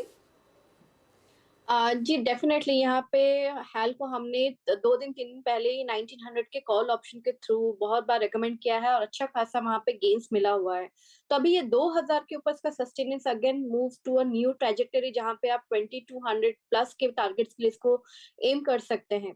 तो अभी ये जो फ्रेश है, आप यहाँ पे अभी भी ले सकते हैं ट्रेड, या फिर थोड़ा डिक्लाइन मिले टुवर्ड्स 1960 तो आप वहां पे ट्रेड लेंगे और भी बेटर है। लेकिन मुझे लगता है ये बिल्कुल तैयार है 2200 जोन्स को अप्रोच करने के लिए। ओके, HCL आपकी स्क्रीन पे स्ट्रॉन्ग मूव लेके ट्रेड करता हुआ। अच्छा, मीनवाइल मैं 1-2 स्टॉक्स मार्क कर देता हूँ। इस बीच हमारे साथ श्रीकांत चौहान भी मौजूद हैं। एक बार 2-3 स्टॉक्स ले आइएगा। इंडिगो 2587 पे अभी डे हाई पर आके ट्रेड कर रहा है, यानी पोस्ट अर्निंग्स इसका ये सेकंड सब्सिक्वेंट डे है, मतलब जहाँ तेजी है यहाँ पर। और एक सन फार्मा और एक पावर ग्रिड, ये 3 स्टॉक्स डे हाई पर आके ट्रेड कर रहे हैं। मैं इन पर बात करूंगा, लेकिन इससे पहले एक व्यू लेता हूँ कोटक सिक्योरिटीज से। हमारे साथ मौजूद हैं श्रीकांत चौहान। Shrikant, good afternoon. पहले तो बताइए आप किस स्टॉक को अप्रोच कर रहे हैं इस वक्त, क्या बाय कर रहे हैं, क्या सेल, आपका ट्रेड क्या है इस वक्त का? Good afternoon Virendra, good afternoon everyone. देखिए, मुझे लगता है कि इस मार्केट में वैसे देखा जाए तो अभी वापस से मोमेंटम लौटा है, और 19,300 के ऊपर का जो एक रिवर्सल पैटर्न बना है वो शायद मुझे लगता है कि स्टॉक स्पेसिफिक एक्टिविटी को थोड़ा और सपोर्ट कर सकता है। और यहाँ पे मुझे लग रहा है कि इंडियाबुल हाउसिंग फाइनेंस, यहाँ पे लॉन्ग की पोजीशंस बनाई जा सकती है। 173 हाफ के करीब ट्रेड कर रहा है, काफी अच्छे वॉल्यूम के साथ एक कंप्लीट रिवर्सल फॉर्मेशन इसने बनाया है।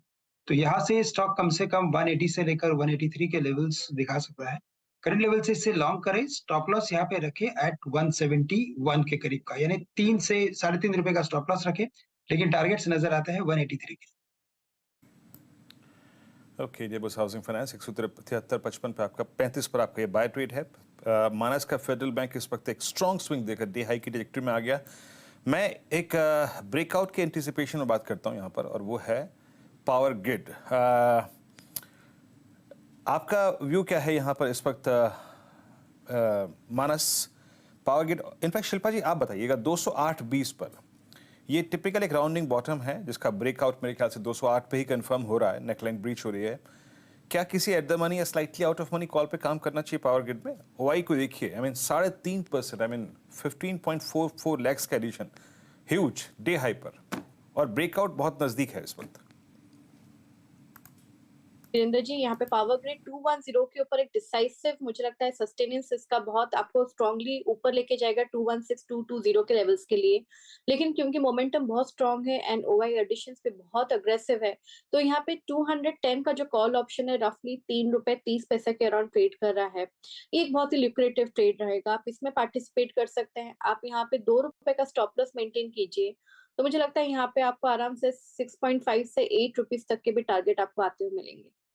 ओके, चलिए एक काम करते हैं, अब आपको चार का चौका का सीक्वेंस बताते हैं। कुछ देर में जो चार ट्रेड्स हम लेंगे, सबसे पहले शिल्पा जी सस्ता ऑप्शन के लिए आपके पास आएंगे, और उसके बाद एफएनओ सुपरस्टार के लिए प्रशांत सावंत जी, चार्ट का चमत्कार के लिए मानस से एक पिक लेंगे, और मयूरेश से आज का मिड कैप फंडा।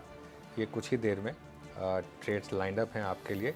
निफ्टी में एक हल्का सा प्रेशर पॉइंट फिर आया, और फिर हम थोड़ा हायर लेवल से स्लिप हुए इस समय, और ठीक है, मतलब डे हाई तक गए थे ऑलमोस्ट, वहाँ से थोड़ा सा फिसले, और उसमें जो स्टॉक्स पार्टिसिपेट कर रहे हैं वो में रिलायंस, पर रिलायंस लेकर आई है। आप रिलायंस ने परेशान किया लास्ट के कुछ मिनटों में। रिलायंस डे लो पर आया एकदम, इनफैक्ट लास्ट के 5-6 मिनटों में रिलायंस में ये मूव आया। मानस, रिलायंस पर कोई व्यू बन रहा है क्या कल, क्योंकि डे हाई पर बंद हुआ, आज डे लो पर आ गया? तो देखिए, अगर रिलायंस की बात करिए तो हाई लेवल पे 200 डे मूविंग एवरेज के आसपास स्टॉक रेजिस्टेंस फेस कर रहा है। लेकिन मेरा समझना है कि अगर हम वीकली चार्ट पे देखें तो उसको देख के तो लग रहा है कि एक बाउंस बैक ड्यू है, जिसमें शायद आपको 2425 तक के स्तर देखने को मिले। उससे पहले अगर कोई गिरावट देखने को मिले, जो ऑलरेडी हम आज देख रहे हैं, आई थिंक 2300 रुपए के स्टॉप लॉस से एक पोजिशनल ट्रेड लेना चाहिए, इस उम्मीद में कि 200 डे मूविंग एवरेज जो कि 2345 है, उसको ब्रेक करके 100 डे मूविंग एवरेज जो कि 2375 है, उसकी तरफ स्टॉक जाने की कोशिश करेगा। तो मेरा व्यू पॉजिटिव है एक्चुअली रिलायंस पे, और इस गिरावट पे खरीदारी करने की राय रहेगी। ओके, तो ये एक अपॉर्चुनिटी रिलायंस इंडस्ट्रीज में आपके लिए। चलिए अब उन कंपनियों की बात करते हैं जिनके नतीजे कल आने वाले हैं। उसमें ऑफ कोर्स कुछ कंज्यूमर नेम शामिल है, पिडिलाइट है, बाटा है, यूएसएल जैसे स्टॉक्स, ये सब रेडार पर रहेंगे। एक एक करके चर्चा की शुरुआत करते हैं। सुमित बताइए, पिडिलाइट क्या एक्सपेक्ट कर रहा है मार्केट? देखिए, पिडिलाइट के केस में क्योंकि कुछ क्यूज आपने उठा लिए थे एशियन पेंट से, कुछ क्यूज उठा लिए थे बर्जर पेंट से, तो अब नंबर्स की बात करते हैं। एक बढ़िया मार्जिन एक्सपेंशन पिडिलाइट के केस में आप अनुमान लगाकर चल सकते हैं। रेवेन्यूज फ्रंट पे करीब 5% की बढ़त, 3162 करोड़ रुपए, जो कि 3011 करोड़ रुपए के सामने आएगा। एबिटा फ्रंट पे करीब 35% की बढ़त का अनुमान बाजार लगा रहा है, 675 करोड़ रुपए का एक आंकड़ा, जो कि 500 करोड़ रुपए के सामने आएगा। मार्जिन 21-21% इस तिमाही में रह सकते हैं, 16.5% के सामने ये मार्जिन का नंबर आने का अनुमान है। और मुनाफे फ्रंट पे भी 456 करोड़ का एक मुनाफे का नंबर, जो कि 337-338 करोड़ रुपए के सामने इस तिमाही में आने का अनुमान बाजार लगाकर चल रहा है। डोमेस्टिक वॉल्यूम करीब 4 से लेके 6% इस बारी रहने का अनुमान बाजार लगा रहा है, और इस तिमाही में जो मार्जिन है वो करीब 41 से 42% की रेंज में आने का अनुमान है, जो कि पिछली बार के सामने अगर देखेंगे तो 42% के आसपास की रेंज थी, इस बार भी वहीं रहेगा। तो इनपुट कॉस्ट का ईज आउट होना वो इनके लिए एक अच्छा ट्रिगर है, लेकिन अब डिमांड कितना शिफ्ट हुआ है Q3 के अंदर, ये पार्ट क्रूशल रहेगा। लेकिन अदरवाइज नंबर बेटर साइड पे ही स्ट्रीट एस्टिमेट करके चल रहा है। ओके, बेटर साइड पर स्ट्रीट एक्सपेक्टेशन पिडिलाइट की। और मुझे याद है, आई थिंक पिछले हफ्ते हम इसका जिक्र भी कर रहे थे कि इसमें थोड़ा सा खरीदारी का मोड बनता दिखाई दिया। आज स्टॉक हालांकि शांत है। बाटा इंडिया क्या एक्सपेक्ट कर रहा है मार्केट? देखिए, बाटा इंडिया ये क्रूशियल नंबर है कि अब तक स्ट्रीट बहुत नेगेटिवली ले रहा था फुटवेयर स्पेस के नंबर्स को लेकर, किस तरह के नंबर आते हैं, लेकिन रिलैक्सो के नंबर बढ़िया थे। तो अब बाटा के केस में रेवेन्यूज़ करीब 5% बढ़ने का अनुमान है, 871 करोड़ रुपए। मुनाफा 20% बढ़ने का अनुमान, 66 करोड़ रुपए इस तिमाही के अंदर मुनाफा आ सकता है। 15% करीब इबिटा मार्जिन, इनके 21% के आसपास इबिटा मार्जिन रहेंगे, जो कि 19% थे। और 185 करोड़ का इबिटा का नंबर होगा, 15% का एक जंप, 161 करोड़ रुपए के सामने ये नंबर आने का अनुमान है। स्नीकर्स, हश पपीज, कॉम्फिट और फ्लोड्स, ये सेगमेंट इनके बेहतर करने का परफॉर्मेंस इस बार ही आ सकता है। प्री पेंडेमिक लेवल के सामने बीटा मार्जिन थोड़े से कम जरूर रहेंगे, लेकिन इनका जो अपैरल कारोबार के अंदर इन्होंने फोरे किया है, नए सेगमेंट्स में जो एक्सपैंड कर रहे हैं, advertisement spending, second half of financial year, इसको लेकर ये कुछ चीज़ें इनको बाजार बहुत क्लोजली वॉच करेगा और फेस्टिव डिमांड एक और पार्ट रहेगा, इसको बाजार देखेगा। लेकिन अच्छे नंबर की उम्मीद बाटा में भी आप लगा कर चल सकते हैं। अच्छे नंबर की उम्मीद, लेकिन स्टॉक थोड़ा सा साइडवेज रहा है, यहाँ पर ज़्यादा तेज़ी नहीं देखने को मिली है। गाबा सर, चार्ट पर किस लेवल का इंतजार करेंगे एक कन्विक्शन बढ़ाने के लिए इधर? वेल, चार्ट पर देखा जाए तो चार्ट तो बढ़िया है, लेकिन शॉर्ट टर्म में थोड़ी वीकनेस है। मेरे ख्याल से 1600 ये जोन है, जब तक वो पार नहीं करता तब तक डिफिकल्ट है। इनफैक्ट 3 दिन में थोड़ा बिगड़ गया है, तो वैसे चार्ट ठीक ही था। 1600 का इंतजार करेंगे या फिर 1580। आई थिंक 1600 एक बेहतर ट्रेड रहेगा। It's better to wait for 1600।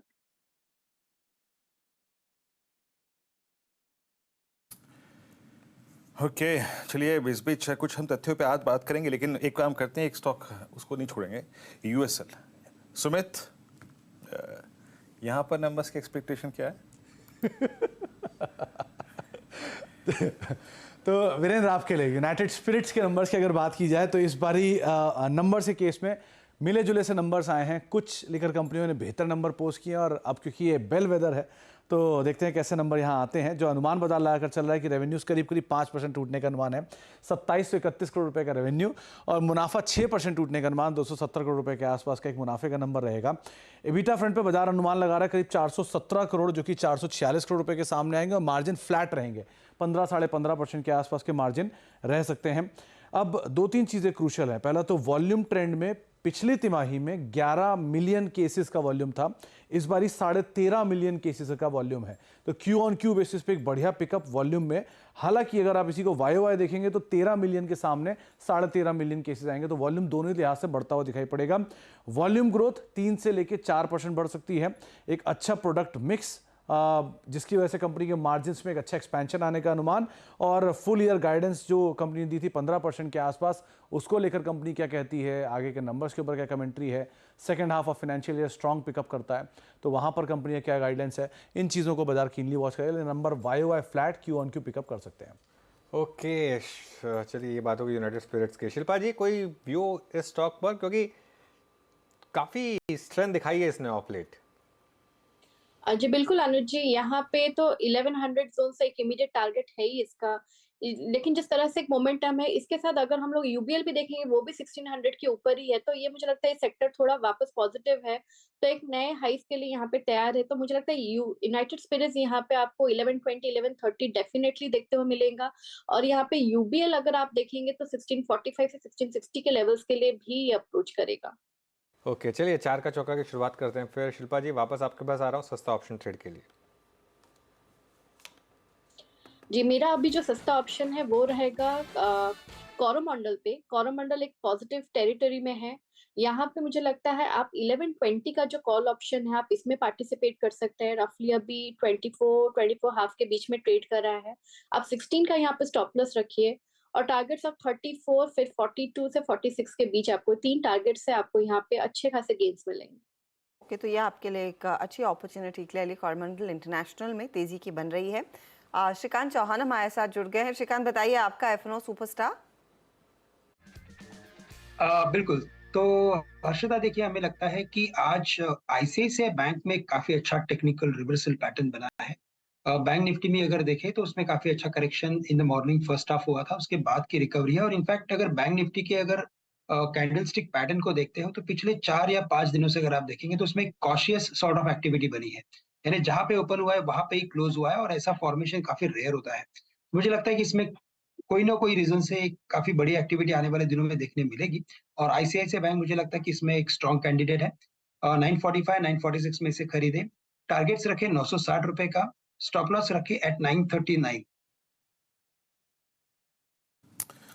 Okay, ICICI bank आपका यहाँ पर इस वक्त करीब 0.5% इस वक्त हालांकि नीचे ट्रेड करा है, बट ये आपका ट्रेड है। 14.25 लैक्सेस घटे हैं यहाँ पर।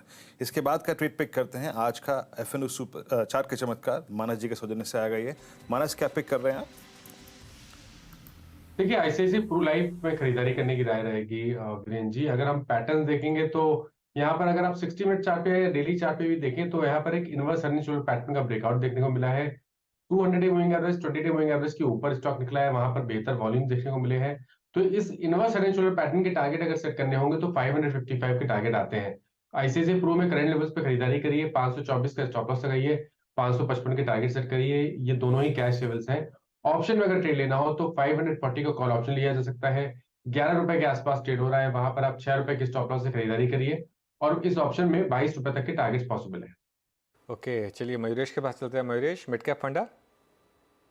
तो अनुज जी, आई थिंक जो सुमित ने डिस्कस किया स्टॉक अर्निंग सीजन में, Pidilite is something that I will continue with and very comfortable with. दो चीजें, एक ग्लोबल लेवल पे अगर आप वैम प्राइसेस देखते हैं, वो यूरोपियन बाजार हो, नॉर्थ अमेरिकी बाजार हो जहाँ पे डी स्टॉकिंग हो रही है, या चाइनीज मार्केट जहाँ पे बिल्कुल डिमांड नहीं है, तो वैम प्राइसेस सबड्यूड है और आशा यही है कि सेकंड हाफ में भी सबड्यूड रहेंगे। थोड़े क्वार्टर ऑन क्वार्टर ये मंथ में थोड़ी इंक्रीज जरूर देखी गई है, बट कहीं ना कहीं I think that should get offsetted in terms of price increases marginally which will get pass through. जहां तक वॉल्यूम्स का सवाल है, हमें लगता है आई थिंक वॉल्यूम्स ठीक ठाक रहने चाहिए। Real estate demand has grown at a humongous pace और एक्सपेक्टेशन है कि सेकंड हाफ में बोथ प्राइवेट सेक्टर की जो रियल एस्टेट एक स्पेंडिंग हो रही है और कंस्ट्रक्शन हो रही है, और गवर्नमेंट की जो अफोर्डेबल हाउसिंग पे हो रही है, यहाँ पे अच्छा खासा इजाफा देखने मिल सकता है पिडलाइट के प्रोडक्ट्स में। जो कोर प्रोडक्ट्स हैं, ऑब्वियसली फेविकॉल, फेविक्विक, एल्डेहाइड, थोड़े रीएडजस्टमेंट्स पिछले तिमाही में हुए थे, but core portfolio should increase at a very good pace. और जो ग्रोथ पोर्टफोलियो है, जो नए नए प्रोडक्ट्स इनोवेटिव इंट्रोड्यूस किए जा रहे हैं बाजार में, I think that is going to be well accepted by the markets. दो वजह से, एक आई थिंक इनका ब्रांड नेम और दूसरा इनकी distribution reach, manufacturing facilities, expectations in terms of a debt free balance sheet, return ratios को बहुत जबरदस्त तरीके से सहारा देंगे। तो हमें लगता है पिडलाइट एक बहुत अच्छा विकल्प हो सकता है। 2700-2750 के हम लक्ष्य देख रहे हैं, 2330 का स्टॉप लॉस। क्लियर डिस्क्लेमर, मेरे पर्सनल होल्डिंग नहीं है, बट रिसर्च नोट क्लाइंट्स के पास दिए, क्लाइंट्स के पास वो प्राइस।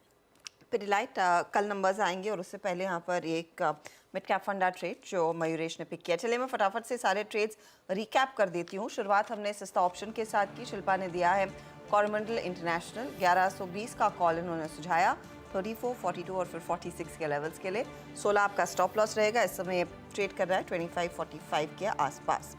एफनो सुपरस्टार, आईसीआईसीआई बैंक, ये श्रीकांत चौहान की पिक है, 960 टारगेट है, 939 स्टॉप लॉस। आईसीआईसीआई प्रूडेंशियल पर मानस तेजी का कॉल दे रहे हैं, 555 टारगेट और 524 स्टॉप लॉस। और पिडलाइट पसंद है मयूरेश को, जहां पर एक मोमेंटम ट्रेड देखने को, मोमेंटम नंबर से पहले थोड़ा थोड़ा लौटने की कोशिश हो रही है। तो ये सभी वो ट्रेड्स जहां पर एक्शन देखने को मिल रहा है। अच्छा, एक स्टॉक जो हमने पहले भी डिस्कस किया हुआ है, एक्सचेंजेस है दो वैसे, एक तो एमसीएक्स, गाबा जी आप देखिएगा, और बहेती जी आप देखिए बीएसई का शेयर, क्योंकि दोनों ही स्टॉक्स में अच्छा खासा मोमेंटम। अच्छा, एमसीएक्स 2.5% ऊपर, ओआई एडिशन नियरली 2.5-3% के आसपास का हो चुका है। अगला पड़ाव गावा साहब क्या रहेगा? 2000 तो छू लिया इसने, ये 2000 बीएसई का प्राइस है, बेग योर पार्डन, एमसीएक्स 2610 पर।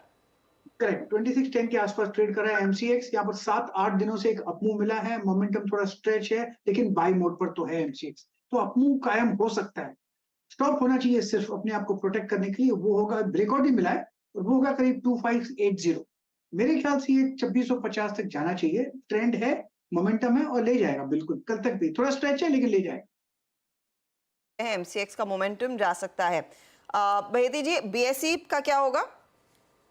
चार्ट स्ट्रक्चर तो काफी स्ट्रांग है, बट हमारी सलाह है कि शायद ये एक बस मिस हो चुकी है और इसे चेज नहीं करना चाहिए, क्योंकि इस भाव पे लेकर कोई भी अगर राइड करता है तो रिस्क रिवॉर्ड फेवरेबल नहीं है, और कोई भी रिट्रेसमेंट आता है तो जरूर वहां पे एक पोजीशन बनाई जा सकती है।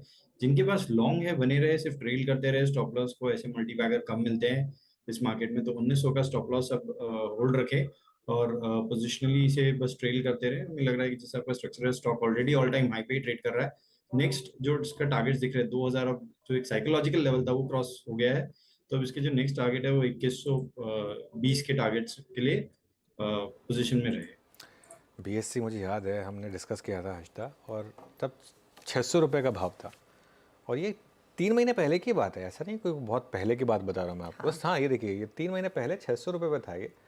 उसके बाद इसने चलना शुरू किया, और इसके जो चलना शुरू किया इसमें ट्रिगर आया था, पहले इसमें बायबैक आया था ऑब्वियसली, उसके बाद जो ऑडिन इनका जो प्लेटफॉर्म है, इस पर जब से इन्होंने F&O इंट्रोड्यूस किया, उसके बाद जिस तरीके से इनके डेरिवेटिव प्रोडक्ट्स हिट हुए, जी हाँ, और जो उनके CEO से हमने बात की थी, सुंदर स्टूडियो आए थे, उनसे बात की थी, तो एक क्लियरली एक जो उनका विजन नज़र में आ रहा था कि अब वो वापस BSE को उस लेवल पे पहुंचाना चाहते हैं।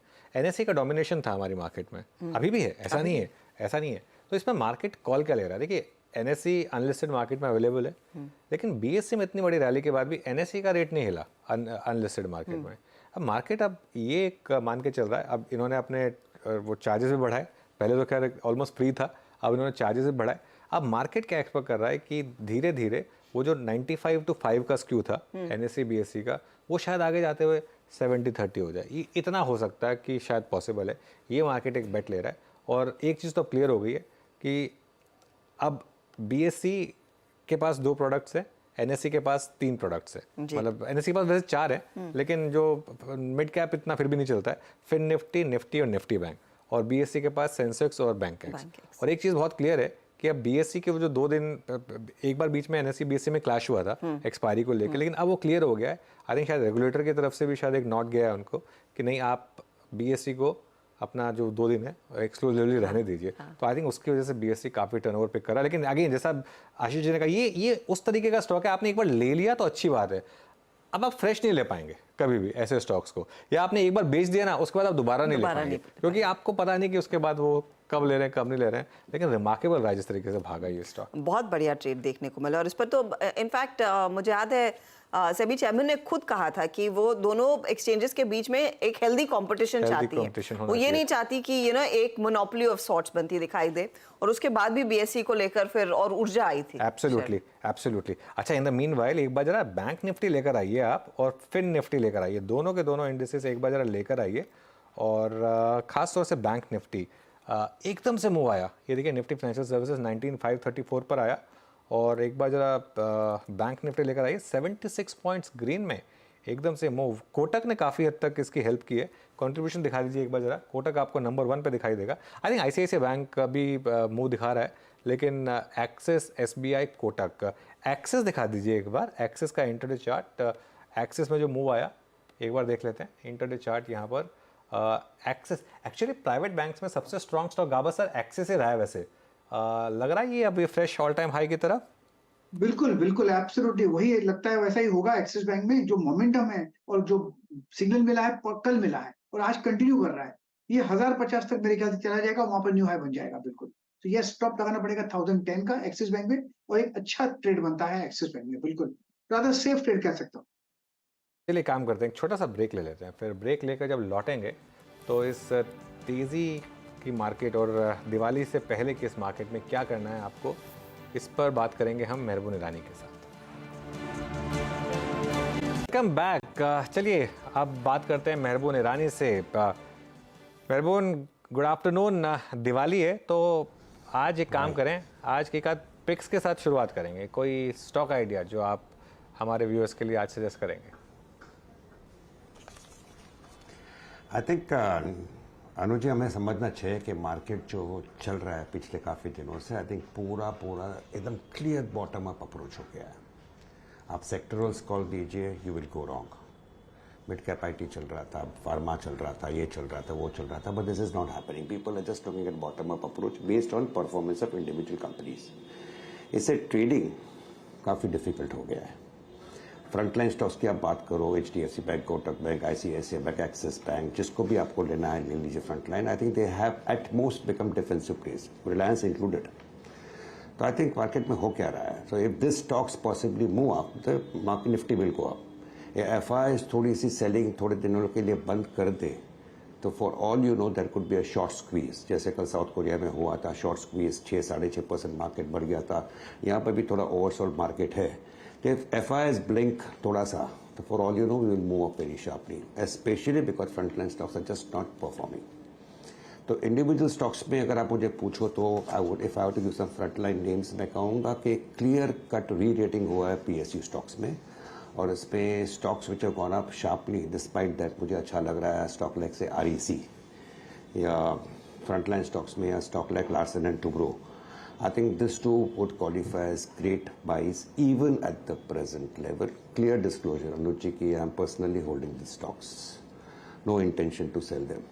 और मिड कैप्स में अगर आप मुझे पूछो मिड कैप स्मॉल कैप्स में again with clear disclosure holding all the stocks obviously if I am recommending him I would be holding it so I like names like a Supreme Petro I like names like a Precision Wires I like name like a Foseco India ये सारे companies है well managed companies good cash flow good business and ultimately अगर market में थोड़ा धक्का भी आता है for whatever reasons and there are many reasons जब भी धक्का आता है the stocks may falter but I see them much higher than where they are today clear disclosures in place owning all the stocks which I have mentioned.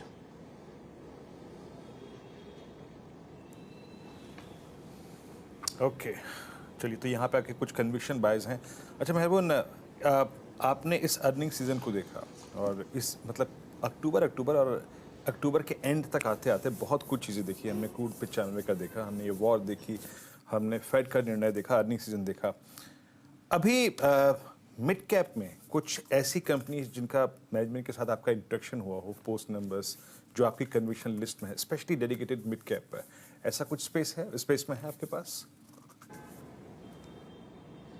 I think sectoral नहीं है I think जैसे मैंने कहा कि it's a clear bottom up approach I think जो धंधा पानी है कंपनी का आगे चल के इम्प्रूव होने वाला है मार्केट हमेशा होशियार रहता है मार्केट रिकग्नाइज करता है स्टॉक्स बढ़ चुके होंगे but I see them going up very sharply from here over the next 1.5 year. उसमें I think specialty chemicals में chemical segment में कंपनी का नाम दिया था Supreme Petro. I think results were good and I see the results only improving from here over the next 12 to 18 months. So अगर आज का भाव देखो तो I see a clear upside of at least 30 to 50% from here. So those type of stocks I like. Precision was a company which is rather a low profile company. Company is doing very well. Results अच्छे थे. Results I think ये quarter के कल आएंगे. My personal views it should be good. धंधा जो है company का will only grow. So at the present level I think the stock should give you at least a 50% upside over the next 12 to 18 months. So these are the type of names I like. A Foseco India जो stock बढ़ चुका है but अगर आप उसकी earnings देखो करीबन 90 रुपये के आसपास का EPS वाली कंपनी वैल्यूएशन महंगे नहीं है so can this stock go up एक तो और क्वार्टर के रिजल्ट्स अच्छे आएंगे this stock could be even 20-30% up from year so I think investors को ध्यान देना चाहिए कि मार्केट में काफ़ी सारे चीज़ है जो बढ़ चुके हैं and if the business doesn't look very good to you learn to take some money out but if the business is good valuations are attractive just because the stocks have gone up इसका मतलब नहीं आपको जाके add नहीं करना चाहिए I always believe in adding positions when stocks move in the right direction as long as earnings are keeping on coming. Mehraban good afternoon trend पर आपकी क्या राय है क्योंकि ये एक स्टॉक है जिसमें एक तरफा तेजी बनती दिखाई दी कुछ ही देर पहले हम नंबर्स देख रहे थे बहुत ही बढ़िया परफॉर्मेंस सेकंड क्वार्टर का लाइक टू लाइक करीब 10% की ग्रोथ देखने को मिली है और ये इनफैक्ट न्यू 52 वीक हाइस पर ट्रेड करता हुआ शेयर है यहाँ पर अब क्या नई खरीदारी की हिम्मत करनी चाहिए या फिर हाथ से निकल गया तो रहने दे? आई थिंक ये स्टॉक को मैं ज़्यादा इतना ट्रैक करता नहीं I think I used to track it once upon a time no longer I think but ये पूरी जो इंडस्ट्री है I think I remain positive on it on the whole so since I don't know the valuations of this company it would be fair to comment कि after this sharp run up लेना चाहिए कि नहीं it's not fair on my part. Meherban HDFC bank में अब क्या करें ये एक स्टॉक जिसने इतना पैसा बनाया लोगों का पिछले कई महीनों से तंग कर रहा है इन्वेस्टर्स को कोई व्यू यहाँ पर?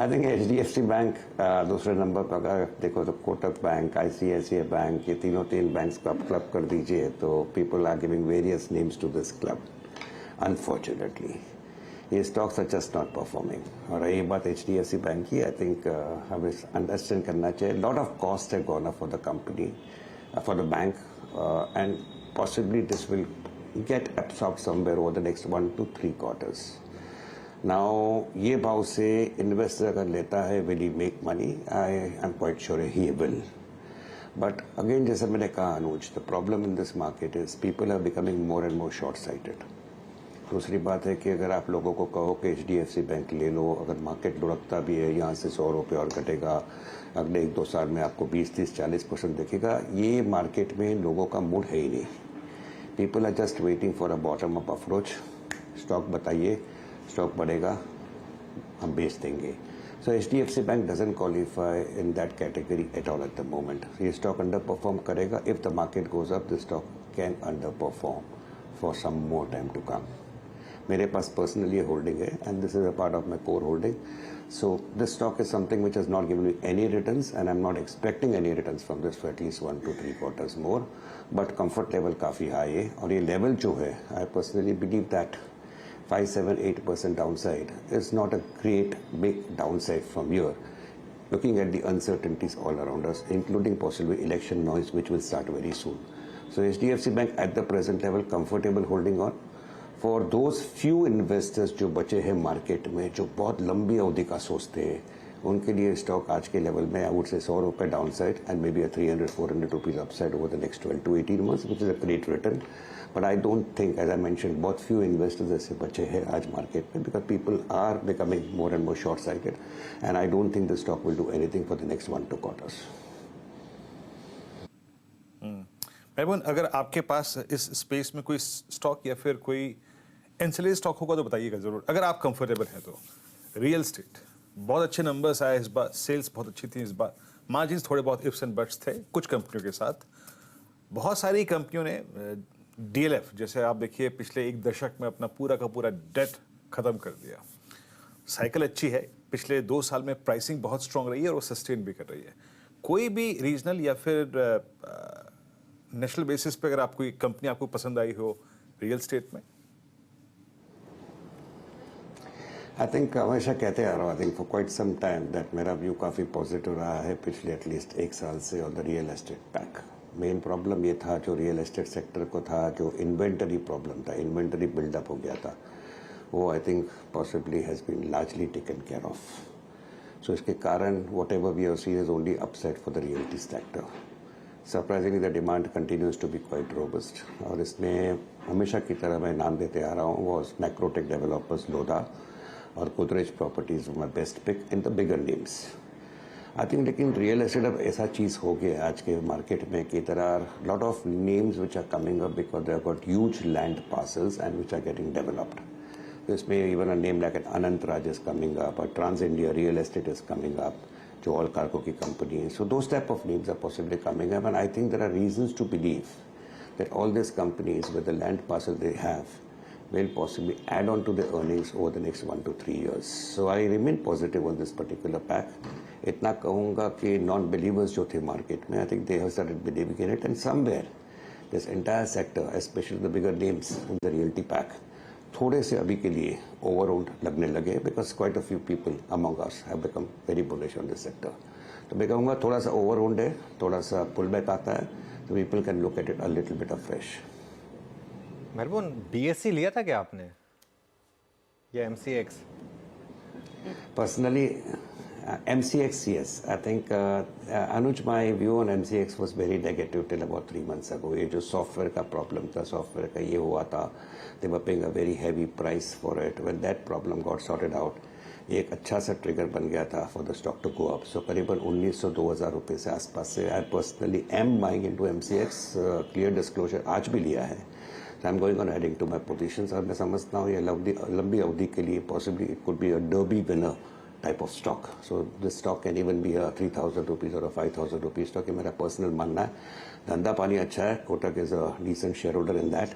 तो जो भी प्रॉब्लम था around the management as far as the software, if it has been taken care of, which seems like taking care of, I think this is the stock which has only a one-way movement. Of course, fluctuations and pullbacks will keep on coming. But this is a stock which can be added into a core holding type of stock for most investors. ये बात अलग है कि 1700 का 2600 हो गया है, अभी लेना चाहिए कि नहीं, 2600 का एक बार 2400 हो सकता है. If you are looking at those type of things, you may better wait for a correction. But if you are looking at a little longer term picture, I think this stock has to go too far according to me. Okay. मेहबून, मज़ा आता है आपसे बात करके। हर्षदा, आपको पता है मेहबून ने डर्बी विनर का यूज़ क्यों किया? डर्बी विनर बोला मेहबून ने। महालक्ष्मी में जब भी रेस होगी ना, आप जाएंगे, आपको मेहबून वहाँ मिल जाएंगे। और मतलब मेहबून काफ़ी मतलब शौकीन रहे हैं डर्बी के शुरू से। मैं तो खैर That's not a very fair way to put it. नहीं, नहीं, Like I have a lot of friends मेहरबान, मैं you get a chance to meet them on big days. नहीं बिल्कुल, मैं उसको किसी गलत वे में नहीं कह रहा हूँ, मैं एक जनरल एक शौक के तौर पे उसको कह रहा हूँ कि एक शौक के तौर पर ऑब्वियसली मेहरबान बहुत स्टडी करके और बहुत रिसर्च करके, मुझे याद है मैं मेहरबान काफ़ी एक स्टॉक पे ज़बरदस्त रिसर्च करते हैं। आज की डेट में भी पेन और पेपर लेके मेहरबान रिसर्च करते हैं और मुझे पता है उस चीज़ का मेहरबान। मैं सिर्फ एक जैसे कि ना थोड़ा सा एक हंसी मजाक में एक चीज़ बता रहा था कि वो भी शौक रखते हैं आप स्टॉक मार्केट के अलावा। लेकिन थैंक यू सो मच और आपको दिवाली की बहुत बहुत शुभकामनाएं मेहरबान। एक बात कहना चाहूँगा अनुज जी कि अगर मैं आप जैसे लोगों को भी वहाँ मिलता हूँ तो possibly the chance of communicating is much higher than possibly communicating across the phone. That is the way we all have become. So you find a reason to meet good people and possibly interact with them. Obviously वो वहाँ आप जाते हैं कोई ना कोई अलग field से कोई ना कोई मिल जाता है, तो ऑब्वियसली उसके लिए थैंक यू। लेकिन बिल्कुल समझ गया आपकी बात को मेहरबान, thank you so much. Thank you enjoy thank you. Okay चलिए फिर आगे बढ़ते हैं। वैसे ना डिफेंसिव होने की ज़रूरत है नहीं, वो भी एक खेल की तरह देखा जाता है। हाँ, तो डार्बी वर्ल्ड वाइड खैर एनीवे चलिए अब एक काम करते हैं, ज़रा BTST STBT कॉल्स लेना शुरू करते हैं। एक 3 PM वो आया ज़रूर मार्केट में फिन निफ्टी में। फिन निफ्टी की वो जो 19,500 की कॉल थी, मैं बताता हूँ आपको उसमें हुआ क्या गेम आज। फिन निफ्टी की 19,500 की कॉल जो करीब थी 1.5 रुपये, हाँ ये आपकी स्क्रीन पर है, ये 40 रुपये पहुँच गई। और ये थी हाँ सुबह ये दोपहर में करीब 1.5-2 जब हमने शो की शुरुआत की थी हर्षदा, उससे जस्ट पहले ये करीब 4 रुपये पे थी। और फिर उसके बाद 4 रुपये वाली ये कॉल अब जो हाई लगा के आई वो 50 के करीब का। इस तरीके के मूव्स खैर यहाँ पर आते रहते। चलिए BTST STBT कॉल्स लेना शुरू करते हैं, फिर कल की स्ट्रैटेजी की बात करेंगे। गावा सर बताइए BTST। या बिल्कुल BTST और स्टॉक का नाम है सन फार्मा।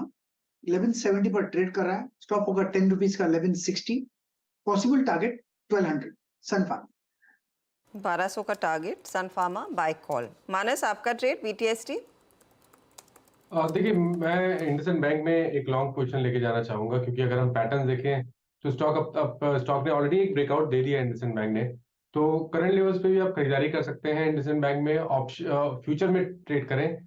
1494 के भाव चल रहे हैं इंडसइंड बैंक के फ्यूचर में। स्टॉप लॉस लगाएं 1480 के नीचे और टारगेट 1525 के आसपास रहेंगे इंडसइंड बैंक के फ्यूचर में। ऑप्शन में अगर ट्रेड लेना चाहें तो 1500 वाला कॉल ऑप्शन लिया जा सकता है इंडसइंड बैंक का। 28 रुपए के आसपास के प्राइस चल रहे हैं, वहां पर आपको 22 रुपए का स्टॉप लॉस लगाना है और 40 रुपए के टारगेट सेट करने हैं। ओके इंडसइंड बैंक याद रखिएगा, इंडसइंड बैंक इस दौर के सबसे हाईएस्ट क्लस्टर में जाके क्लोज होगा। आशीष बहती जी आप क्या कैरी करेंगे वेडनेसडे मॉर्निंग के लिए? जी वीरेन जी जैसे कल बैंक निफ्टी की एक्सपायरी है, तो कोटक बैंक में आज जो रिवर्सल आया है नीचे लोअर लेवल से 1725 का जो जोन है वहां से, वो काफी इंप्रेसिव रहा। थोड़ा सा ये लगाड़ रहा है overall compare to Axis and ICICI, but हमें लग रहा है कि अब शायद कोटक यहाँ से मूव दिखा सकता है। तो 1740 का स्टॉप लॉस लगाकर इसमें पोजीशन बनाने की सलाह रहेगी। एज ए BTST में लगता है कल के सत्र में इसमें 1770 तक के भी जोन देखने मिल सकते हैं, तो खरीदारी की सलाह है कोटक में। खरीदारी की सलाह। शिल्पा जी आप क्या ट्रेड कैरी करेंगे? ये ट्रेड रहेगा ग्रैन्यूल्स के फ्यूचर्स में। ग्रैन्यूल्स 356 के जोन्स में अराउंड फ्यूचर्स में ट्रेड कर रहा है। ये 350 के स्टॉप लॉस से आप इसमें लॉन्ग ले जा सकते हैं। 365 से 370 के टारगेट्स। और श्रीकांत आपका trade?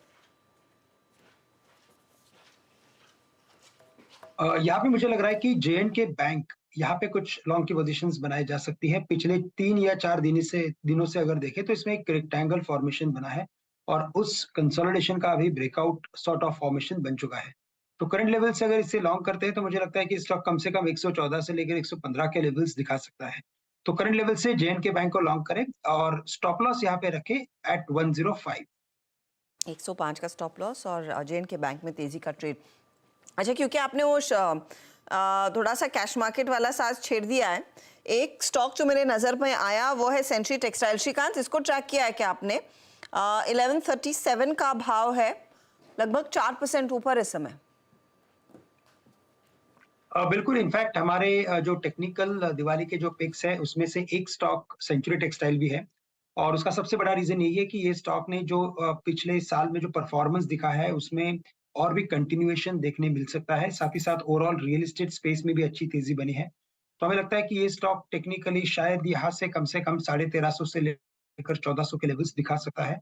But very short term में अगर करंट लेवल से मैं लॉन्ग करता हूँ 1140 में, तो हमें लगता है कि ये अपने प्रीवियस हाई को वापस रीटेस्ट कर सकता है, विच इज अराउंड 1225। तो यहाँ से 100 रुपए की तेजी बिल्कुल बन सकती है। करंट लेवल से इसे लॉन्ग करें, स्टॉप लॉस यहाँ पे रखे एट 1110, तो 1110 का स्टॉप लॉस रखे।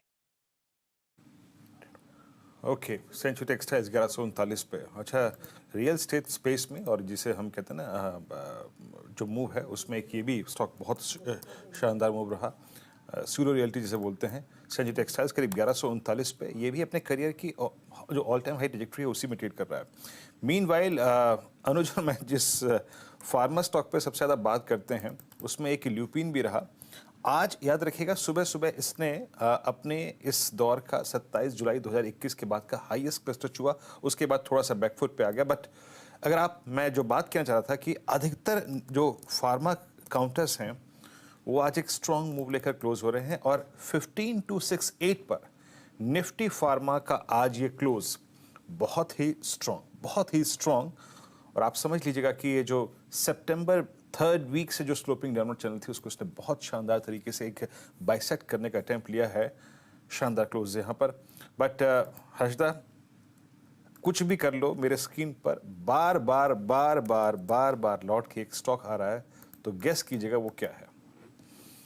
आइए, पता नहीं, no guesses Viru, sorry. BSC BSC तो आज सभी के दिलों पर छा गया है वीरू, जिस तरह की तेजी इसमें बनती दिखाई दी है।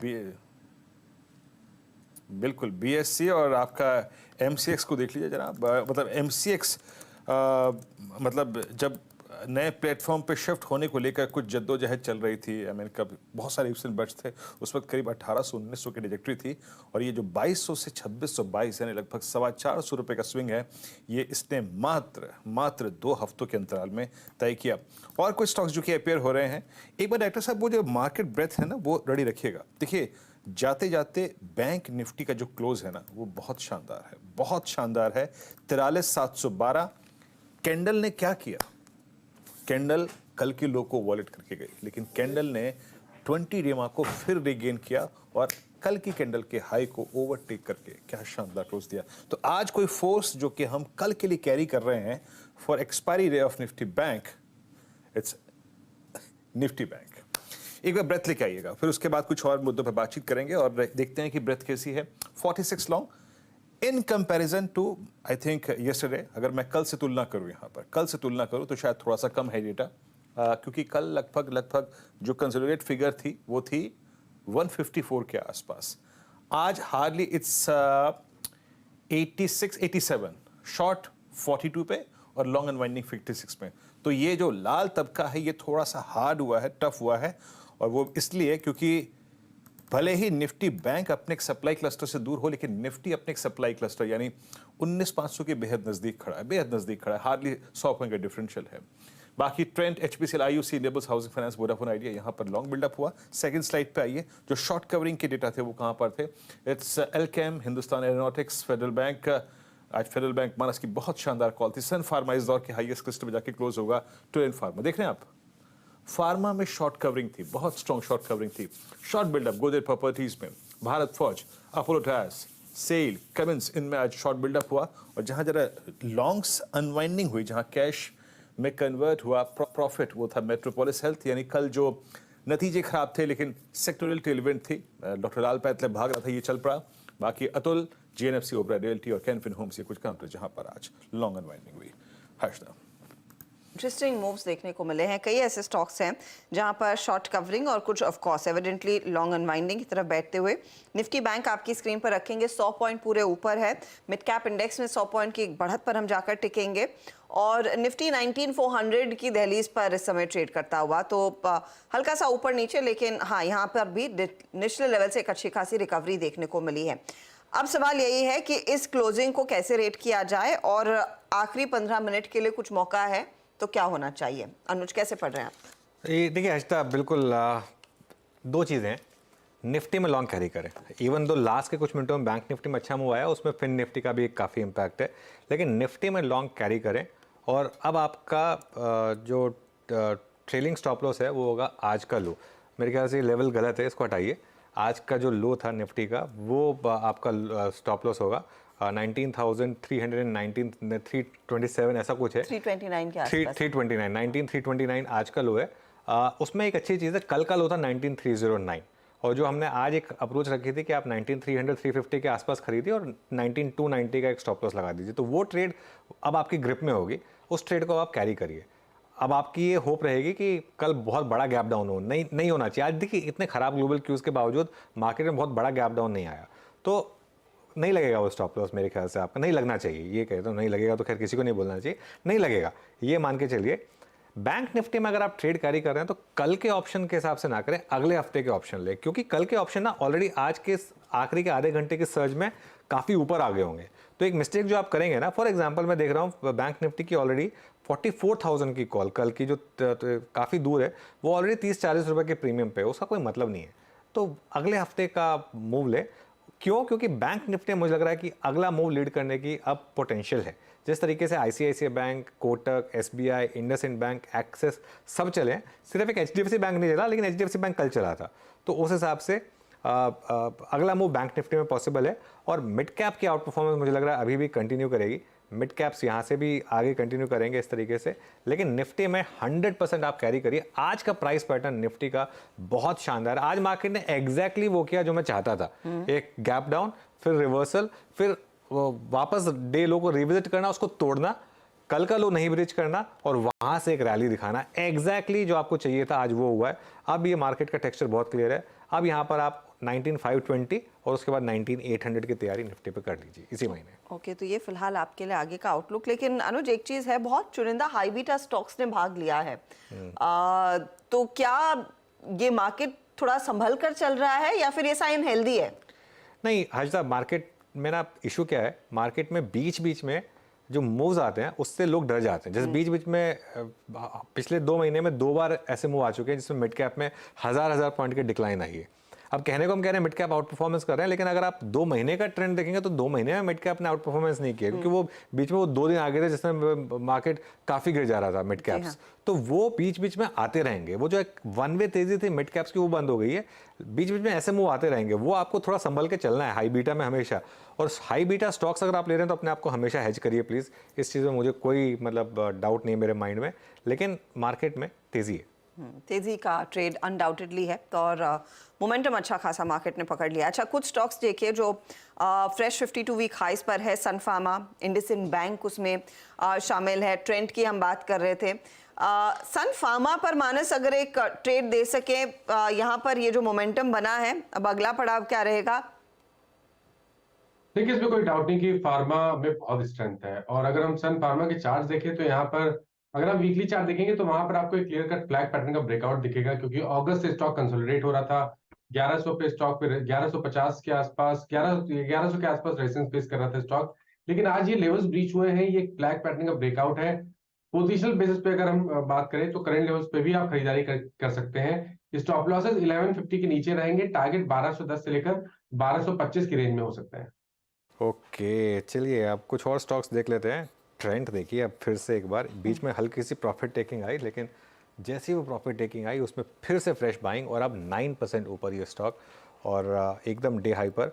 उसके अलावा HPCL डे हाई पर 6.5% ऊपर। एल्केम लैब्स किसकी कॉल थी? वो सुबह की कॉल थी जो टारगेट हिट हुआ था, वहाँ पर राजेश पालविया। हाँ, राजेश पालविया जी की कॉल थी, वो वहाँ शानदार मोमेंटम। ICICI प्रू ये इस समय डे हाई पर। और एक बार आप लेकर आइए आप सन फार्मा। शिल्पा जी, सन फार्मा पर कोई व्यू? अभी यहाँ पे पूरा फार्मा स्पेस ही बहुत पॉजिटिव है। फार्मा डेफिनेटली यहाँ पे सन फार्मा अप्रोचिंग 1200 जोन्स, यहाँ पे 1220 के टारगेट्स कंप्लीटली ओपन है, तो आप यहाँ पे 1160 के स्टॉप लॉस से बहुत ही फेवरेबल रिस्क रिकॉर्ड है। अभी ऑप्शन शेयर में आप देखेंगे तो 1160 में भी पुट राइटिंग काफी अग्रेसिव है, तो यहाँ पे 1160 के स्टॉप लॉस से भी आप अप्रोच कर सकते हैं for targets of 1200 to 1220। Notice की इस समय यूरोपियन मार्केट सारी की सारी ऑलमोस्ट डे लो पर हैं। डाउ फ्यूचर्स करीब करीब अभी भी 80 पॉइंट नीचे हैं करीब करीब। उसके बावजूद हमारी मार्केट एंड हो रही है डे हाई पर। ये अपने आप में एक और रीज़न है ये अपनी बुलिश पोजीशंस कैरी करने का, जी हाँ। क्योंकि इस समय मार्केट यहाँ पर ये पचा चुका है इतना। तो बाई चांस अगर सेकंड हाफ में यूरोप में रिकवरी आ गई है, यूएस में अगर गिरावट नहीं आई जो कि डाउ फ्यूचर्स बता रहा है, तो कल एक और गैप अप मिलेगा। मुझे लग रहा है कल निफ्टी बैंक निफ्टी दोनों गैप अप की तैयारी कर रहे हैं, खासतौर से बैंक निफ्टी। तो इसके लिए और शॉर्ट तो बिल्कुल नहीं कैरी करना। अच्छा, आप लॉन्ग नहीं कैरी करना चाहते हैं, आपकी मर्जी है। इस मार्केट में शॉर्ट बिल्कुल मत कैरी करिए, क्योंकि गंदे से गंदे क्यूज के बाद भी आपको बहुत ज्यादा गैप डाउन नहीं मिल रहा है। लेकिन कल का गैप अप याद है आपको, या परसों का गैप अप? गैप अप जो मिल रहा है वो बहुत शानदार मिल रहा है। तो उसके लिए शॉर्ट बिल्कुल नहीं कैरी करना है। अगर करना ही है तो लॉन्ग कैरी करना है, और उसको भले चाहे तो हेज कर ले, ये भी एक तरीका हो सकता है। इंटरेस्टिंग मूव्स वहाँ पर क्लियरली बनते दिखाई दिए। अच्छा, कुछ स्टॉक्स जो पूरी तरह से बिखरे नंबर्स के बाद, मैं बस मेंशन करी हूँ देवयानी इंटरनेशनल, क्योंकि पिछले आधे घंटे में यहाँ पर ऊपरी लेवल से 4% का कट आया, 2.5% नीचे वो स्टॉक आपको दिखाई देगा। एकदम स्लाइस के केक की तरह ऐसे काटा है। यहाँ पर पोजीशंस क्लियरली मंदी की तरफ बनती हुई, नंबर्स में कुछ नरमी देखने को मिली थी। ये ऐसी सिचुएशन हमने थोड़ी बहुत प्रेस्टीज में देखी, लेकिन इतना अग्रेसिव फॉल नहीं है जितना हमें देवयानी इंटरनेशनल में दिखाई दिया। अच्छा, हम आईटी की बात कर रहे थे, गावा साहब टाटा एलेक्सी पर नजर गई क्या? क्योंकि यहाँ पर भी आज अच्छा अक्यूमुलेशन देखने को मिला है, यानी 4% 4.25% ऊपर वो स्टॉक जाकर टिक रहा है। ब्रेकआउट मिला है वरना higher time frame basis Tata Elxsi पर ट्रेड करा है 8199 पर। मुझे लगता है ये 8500 वहां तक जाना चाहिए। तो यहाँ से फिर भी अब देखें तो 300 रुपया और भी तेजी बाकी है। जो मोमेंटम जो मूव शुरू हुआ है, ये फ्रेश मूव शुरू है ना हायर टाइम फ्रेम। इसका मतलब 8500 तो चला ही जाएगा, फिर हायर जोन और ओपन हो जाएंगे। स्टॉप लगाना पड़ेगा सिर्फ 8100 का टाटा एलेक्सी पर और trade long. Yes, good stock.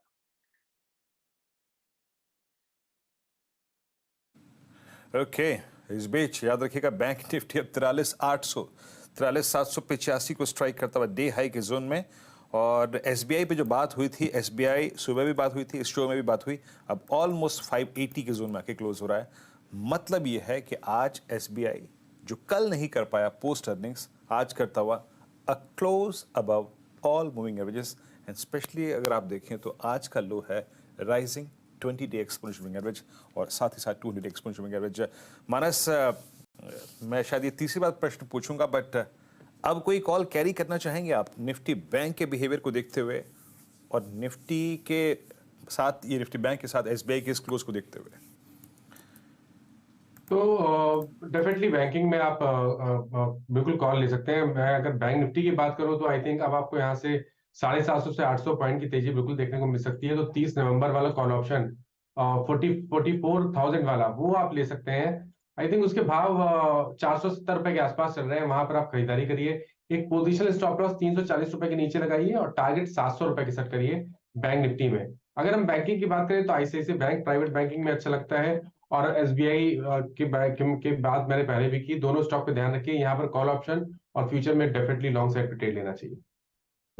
Okay, Nifty green में बंद होगा, हालांकि एवरेजिंग से शायद हल्का सा रेड में आ जाए भाई। बैंक निफ्टी डेफिनेटली ग्रीन में बंद होगा। 43,782 इस समय बैंक निफ्टी। ये मेरे ख्याल से हम बैंक निफ्टी में कल के हाई के ऊपर बंद हो रहे हैं मेरे ख्याल से। अगर ऐसा है तो एक बार मैं बस चेक कर लेता हूँ, क्योंकि ना आज तक इसमें अगर ऐसा हो गया तो एक बहुत इंटरेस्टिंग चीज़ होगी आज। आज जो बैंक निफ्टी ने लो बनाया था, वो बनाया था बैंक निफ्टी ने लो कल के लो से नीचे। और अगर आज का हाई, मैं एक बार बस सिर्फ क्रॉस चेक करना चाह रहा हूँ, एक बार वो क्रॉस चेक कर लूँगा तो फिर मैं कंफर्म कर पाऊँगा उसको।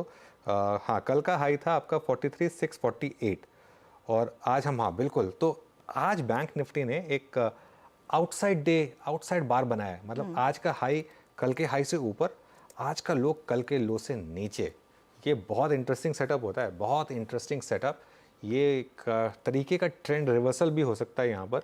हाँ, ये देखिए, ये अब आपको दिख रहा है वो ग्रीन बार जो है, वो कल की जो रेड बार थी उससे, ये देखिए हाई कल के हाई से ऊपर और लो भी जो है वो आज का लो से ऊपर। और ये एक शानदार कैंडल बनती हुई यहाँ पर बैंक निफ्टी पर।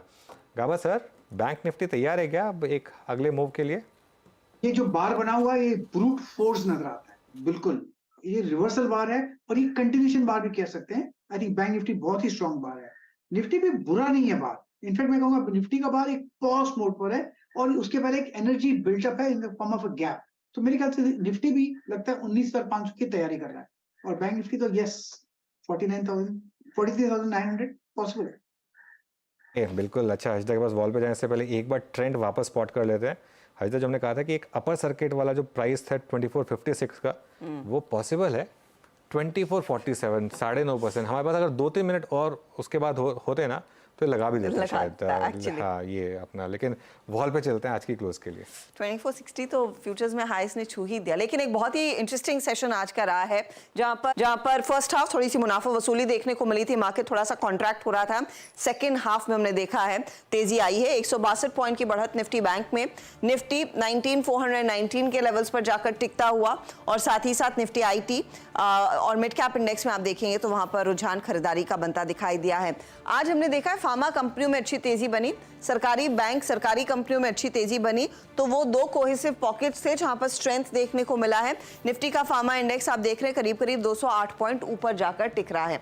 अच्छा, कुछ स्टॉक्स आपकी स्क्रीन पर लेकर आएंगे। पहले तो आज की लिस्टिंग मामा अर्थ स्क्रीन पर लेकर आते हैं। थोड़ी सी सबड्यूड लिस्टिंग रही है, 330 के आसपास वो स्टॉक 338 पर क्लोज होता हुआ 4.5% का इजाफा। यहाँ पर मैं बस गिन रही थी कि शिल्पा शेट्टी ने इसमें कितने पैसे बनाए हैं। वो लगभग 45 to 50 करोड़ के प्रॉफिट पर बैठी हैं इस कंपनी की लिस्टिंग के बाद, तो वहाँ पर एक बहुत ही बढ़िया रिटर्न उनका बना। अब देखते हैं रिटेल निवेशकों के हाथ क्या लगेगा।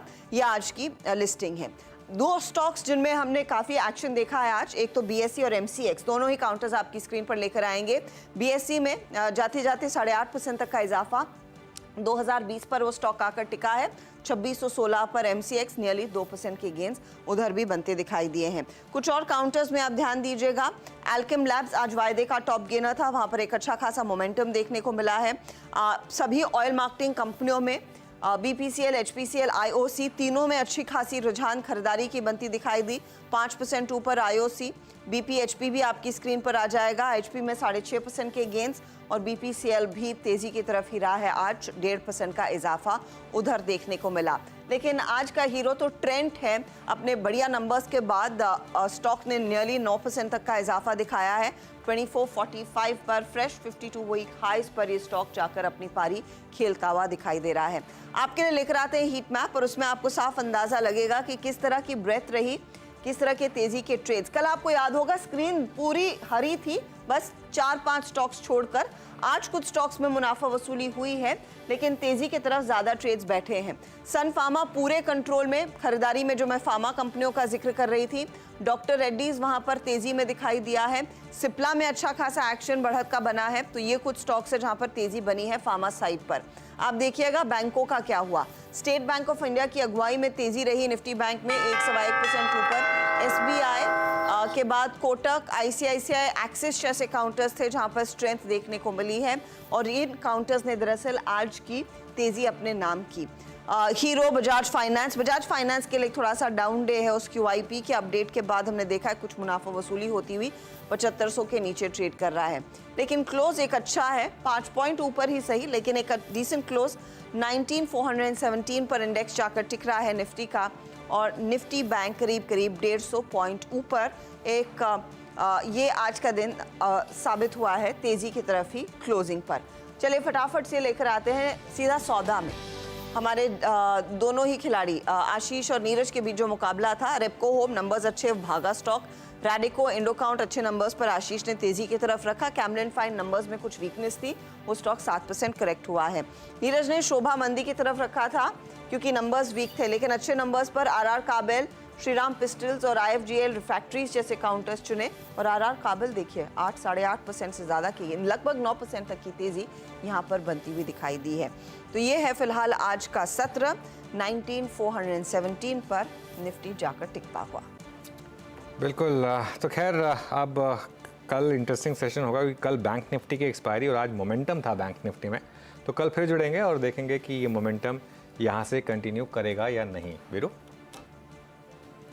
जी हाँ, तो मंगल जो था वो अनुज जाते जाते मंगलमय हो ही गया। कुछ ऐसी भावनाएं बुधवार के लिए भी रखेंगे, और इन्हीं भावनाओं के साथ अगली मुलाकात आप सभी से होगी इस पैनल की, अनुज की, हर्षिता की, मेरी और नीरज जी और आशीष की सुबह सुबह मॉर्निंग कॉल में, फिर मुनाफे की तैयारी में। तब तक के लिए नमस्कार।